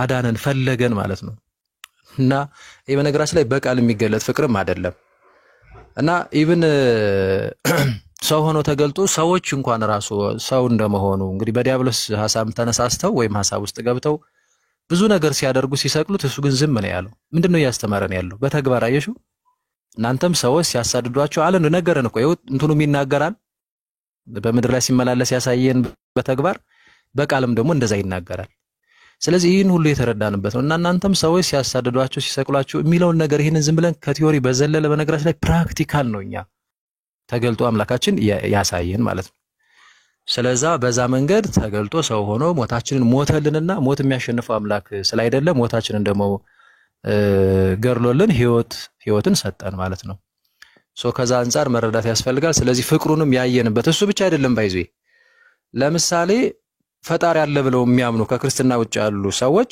ፈጣሪ እንዳለ እስቲ በምንድነው መናገር የሚችሉት ምናልባት የጀነራል ሪቪሌሽን የሚባለው አጠቃላይ መገለጥ የሚባለው እንደው ይሄንን እኮ ውብና ድንቅ አድርጎ የፈጠረ እንደዚህ ያለ አምላክና ምናልባት ብለው ለምሳሌ እስልምናው ላይ ሜቢ መሐመድንና ምናልባት ደግሞ እንግዲህ እንደ ቁርአኑ የሆነ ያለያነሱ ይችላል ለምሳሌ ሙሳ ምናምን ብለው ማለት ነው እኛ ግን ቀደም ማማያ አንደኛ ዮሐንስ ምዕራፍ 1 ቁጥር 1 ላይ ስታነብ እንደነበረው በስጋ ተገልጦ እያንዳንዱን ነገር ሰው እንደመሆኑ የኛን ስራ የመካከለኛ እንሏለን እየሰራ አምላክ እንደመሆኑ ደግሞ የአምላክን ስነትን ስራ እየሰራ እሱ ማስቀድሞ ትንቢት በተነገረው መሰረት ማለት ነው በዛ መሰረት ተገልጦ አይተነዋል ዳሰነዋል ቀደም ማማይ ስታነብ የነበረው በእጆቻችን የዳሰስነውና አይኖቻችን ያዩትን በጆሮቻችን የሰሙትን ብለው ነው የሚናገሩት ስለዚህ አሁንኛ ኢቭን አምላክ አለ የለም በቃ ይሄው እንነዳለን ማለት ነው ዛጋ ይሄው ተገለጠ እኮ በስጋ ደግሞ እንደተናገረው ነው አሁን ተናንተ አይ ቲንክ በደንብ ያስረዱሽ ይመስለኛል በተለይ ዲያቆን ያሬድ ቤት በድንግልና እንደሚጸነስ እንደሚወለድ በቤተልሔም ወዘተ እያንዳንዷ ነገር ማለት ነው ስለዚህ ያንን መጥቶ ፈጸመ እሱም ደግሞ መጥቶ ይነገረናል እንደተናገረው እያንዳንዱን ነገር ፈጸመ እያንዳንዱን ነገር ይሄ ሰው ብቻ የሆነ አካል የማይፈጽመውን ነገር አስቀድሞን በነቢያት የተነገረውን እሱን እያንዳንዱን ነገር ፈጸመ ሞቼ እነሳለሁ አለ ሞቶ ተነሳ ማለት እንደ ምሳሌ ማለት ነው ዝምዬችን እንኳን ብናያት አረጋለሁ አለ አረጋ አሁን ዳግመኛ ይመጣል የሚለው ነው ምን ተጠብቀው እናሱም ከአዳም ጀምሮ የተነሱ አባቶች እንደተነገራቸው ነቢያት እንደተናገሩት እያንዳንዱን ነገር ነው የፈጸመው ስለዚህ ተመልከች አሁን እኛ እግዚአብሔር አለው ይሰለም ስንል የአንድያ ልጁ ተገልጦ ተረከው እኮ ይላል እኮ በአባቱ ቅፍ ያለ እርሱ እግዚአብሔር ነው ዮሐንስ እንኳን ይላል በአባቱ ቅፍ ያለ እርሱ ተረከው በስጋ ተገልጦ ማለት ነው። በባህሪው ግን ማንንም ያየው የለም ሰው ሆኖ ግን ያይተነዋል አይሽ ዳሰነዋል። ስለዚህ ይህንንም እንረዳ ዘንድ እና ብዙ ምክንያቶችን መስጠት ይቻላል ማለት እንደ መጽሐፍ ቅዱስ ቃል ማለት ነው ዝም ፈጥረን ሳይሆን አባቶቻችንም እንዳስተማሩት ከዛ አንፃር ብትረጁ አይ ቲንክ አሪፍ ነው ብዬ አስባለሁ። ሰሚራ ቀጥሉ ምናልባት የምትጨምሩት ካለና ማማር ማማይ ቃሌት ያሰማልን ነው የምለው። ከዚህ በላይ ላበላሽ አልፈልግም ማለት ላበላሽ አልፈልግም። ምናልባት ሰሚራ የምትለው ካላ ተጠይቅና ቀጥሉ። እሺ በዚህ እስካሁን ባስተማራችሁ ላይ ጥቅስ ምናምን ተሰጡኝና ፖስት ቼክ አደርገዋለሁና እስቲ ሁለተኛ ጥያቄ ደግሞ ክርስቲያኖች የምትጠመቁት ማለት በያስተምሮ ክርስቲያን ካልተጠመቀ ሙስሊም እንደሆነ ነው ሲወለድ የምናውቀውና ካልተጠመቃችሁ ኦርቶዶክስ አትሆኑም መጀመሪያ እንደተወለዳችሁ ሙስሊም ናችሁ እሱስ? አይ እንደተወለድን ሙስሊም እንዳይደለን እኛ ሳንሆን እዛው የእናንተ ሙስሊም ኡስታዞች ቢመልሱ የተሻለ ነው ብዬ አስባለሁ። ማማይ ከመክፈት ከቻልሽ ወይም እንማማር ወይም ሌሎቻችሁ እንተና ዲያቆን ያሬድ ቤት ግቡና ኡስታዝ የሚናገሩት አለ። ሙስሊም ነበሩ ከተጠመቁ በኋላ ነው ኦርቶዶክስ። ቆይ እንዴት እናርግ መሰለሽ ሰሚራይ ተረድቼሻለሁ እኔት ተረድቼሻለሁ ግን እዛ ውስጥ ምን እንደሚሉ የኡስታዞቹ ራሱ አልተስማሙም። የሚገርምሽ ያው የሰው ሐሳብ እንደታለ ሙስሊምና የተፈጥሮ ሃይማኖት ነው እነሱ እስከሚጠመቁ ሙስሊሞች ነበሩ እንደዚህ ክርስቲያኖች አልነበሩ ምናምን የምትል እንትን አለች እሷን ሰምተሽ ነው ምናምን ተረድቼሻለሁ። ግን ራሳቸው ኡስታዙ ይመልሱ ይሄን ነገር ለምን መሰለሽ ከዛ በኋላ እኛም እንኳን መልሳለን አንዳንዴ እዛው ሲሆንም ጥሩ ነው ብዬ ስለማመን መክፈት ትችያለሽ ማማይ ወይ ቆይ እስቲ ከቻልኩኝ ልክፈት እንማማርም አችልም አይደል ምንድነው አጎት ማማ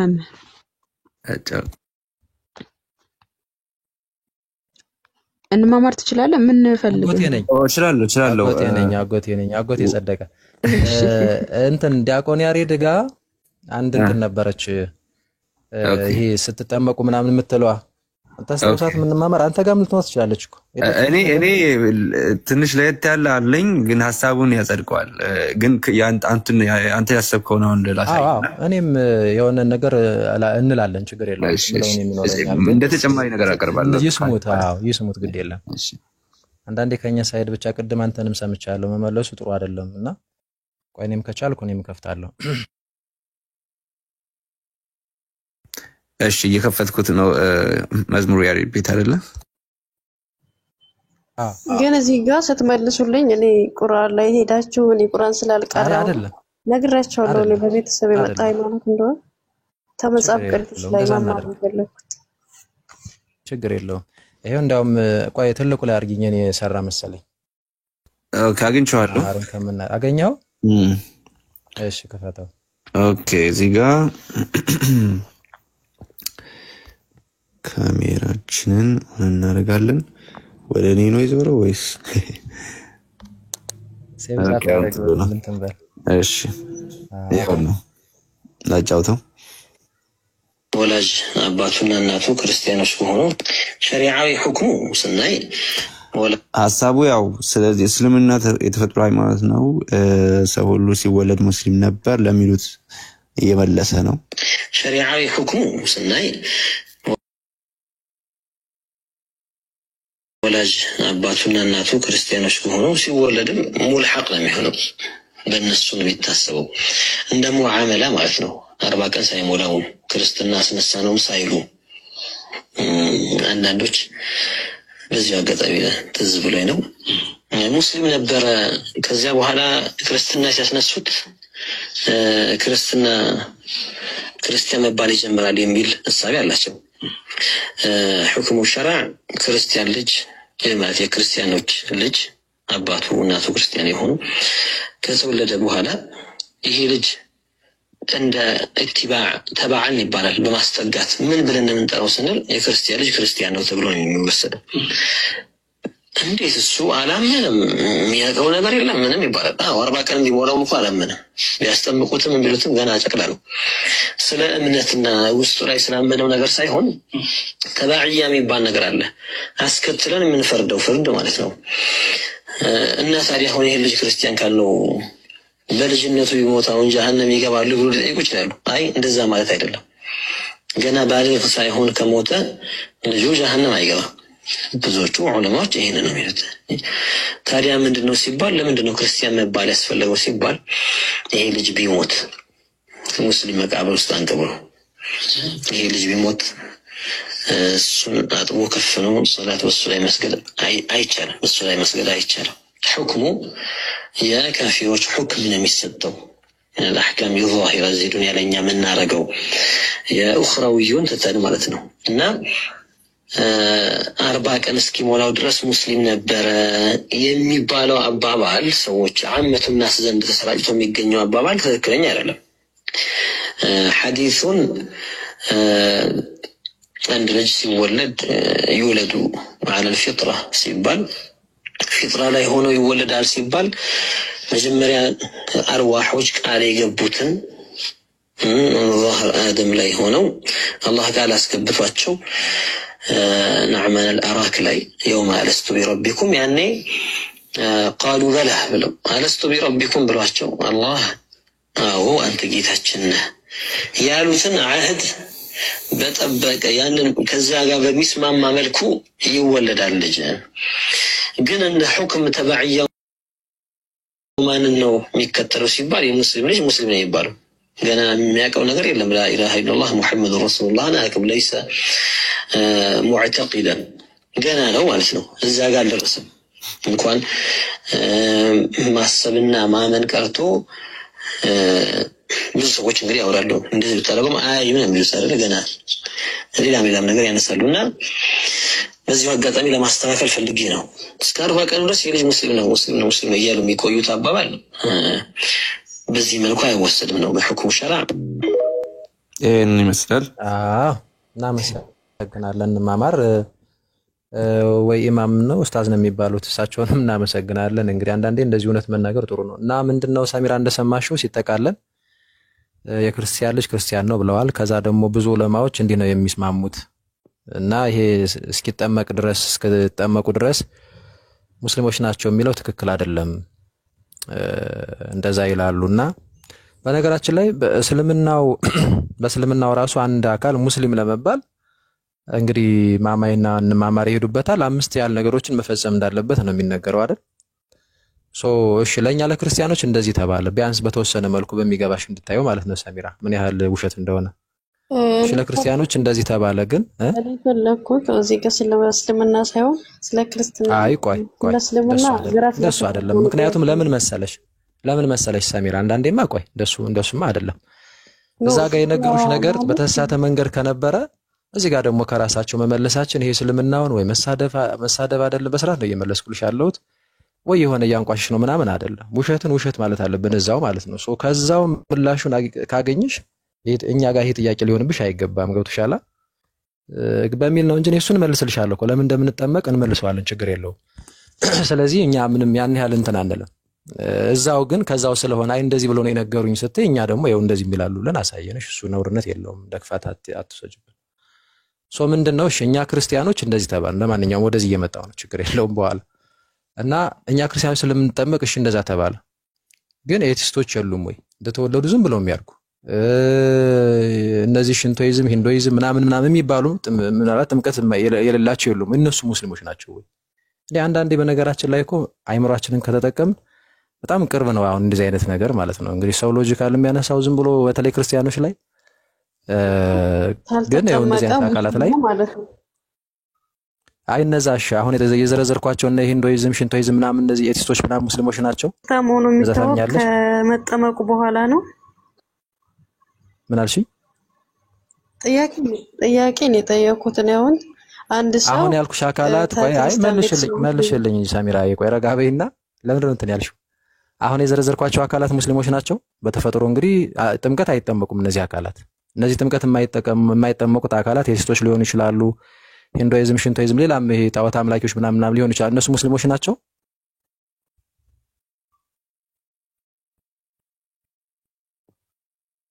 ሳሚር ነው ለክርስቲያኖች ሲሆን ነው የሚሰራው። እነዚህ አሁን የዘረዘርኩሽ አካላት አይጠመቁም እና እነዚህ አካላት ሙስሊሞች ናቸው እንዴ?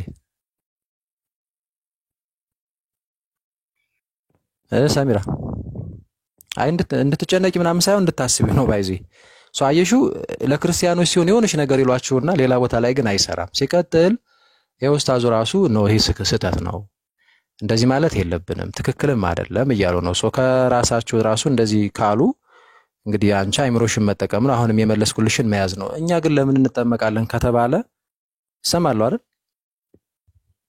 አዎ ይሰማል። ሰሚራ አይ ቲንክ እየተሰማት አይደለም መሰለኝ ነው ወይስ ምንድነው? ወረደች። እስቲ ተግባና ወይ እናንተ ሄዱበትና ሜቢ አንዳንድ ነገሮችን መነማማር የምትለው ነገር ነበረ መሰለኝ። ከዛ የኛንም እናስቀምጣለን ችግር የለው። መልካም አዎ እንትን አባ ገብረ ኪዳንም አጠራርገው አካትቼ ስላለውትና እሳቸው የሚሰጡትን ሐሳብ ልንሰማ እንችላለን። ሌሎቻችሁም ትጨምራላችሁ። እንግዲህ ላሳይ የፈለኩት እሱ እንደ ተጨማሪ ሐሳብ ማለት ነው። እሱ ብቻ ሳይሆን ኢሳ እንግዲህ ኢየሱስ ነው ብለው ይናገራሉ። እሱ ራሱ እንደተጠመቀ ነው እንደ እስልምና መረጃዎች የሚያሳዩትና እሱን አብረን እናያለን።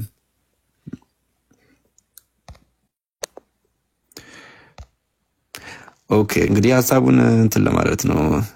በዚህ መልኩ ማብሸቅ ምናምን ብላችሁ አትሰሩት። ሐሳቡን ለመረዳት ሞክሩ። ነብዩ ለአደምን ሙስሊም ነበር፣ ሐዋም ወይም ሔዋን ሙስሊም ነበረች። ያጠመቃቸው ካለ ቄሱን ሊነግረኝ ይገባል። አሁን ሙስሊሞች ደግሞ ሰልጥነው ሞተው አንዳንድ ጥያቄ እያመጡ ነው። የመጀመሪያው ሃይማኖት ሙስሊም ነው።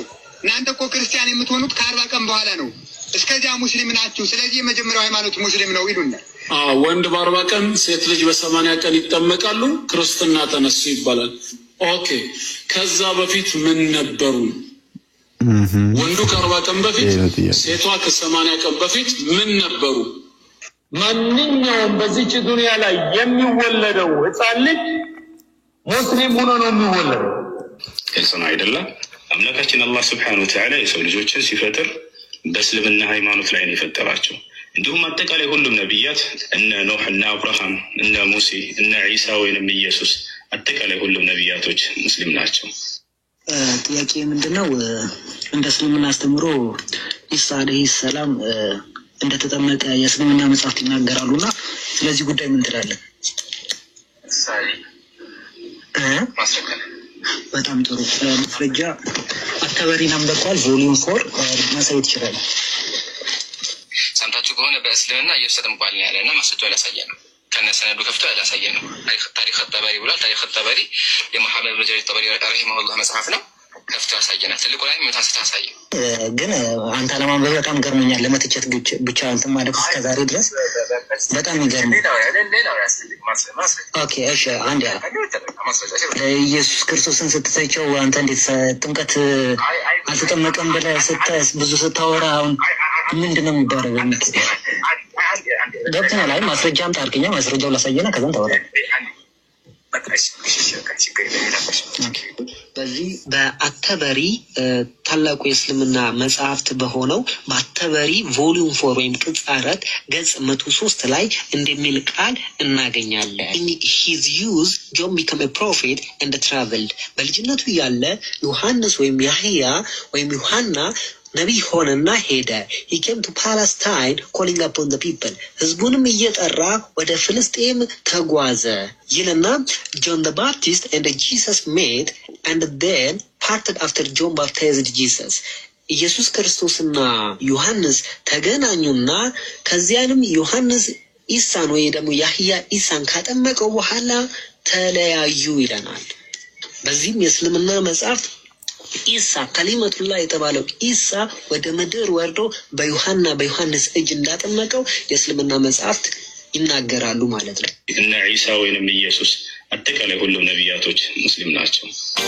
ውሸት ሲደጋገም ይመስላል እውነት ላሳልፈው በአግባቡ ካልመረመሩት አጭር ነው። የእስልምና ውሸት በዓለም ተሰራጨ ሳይነቃበት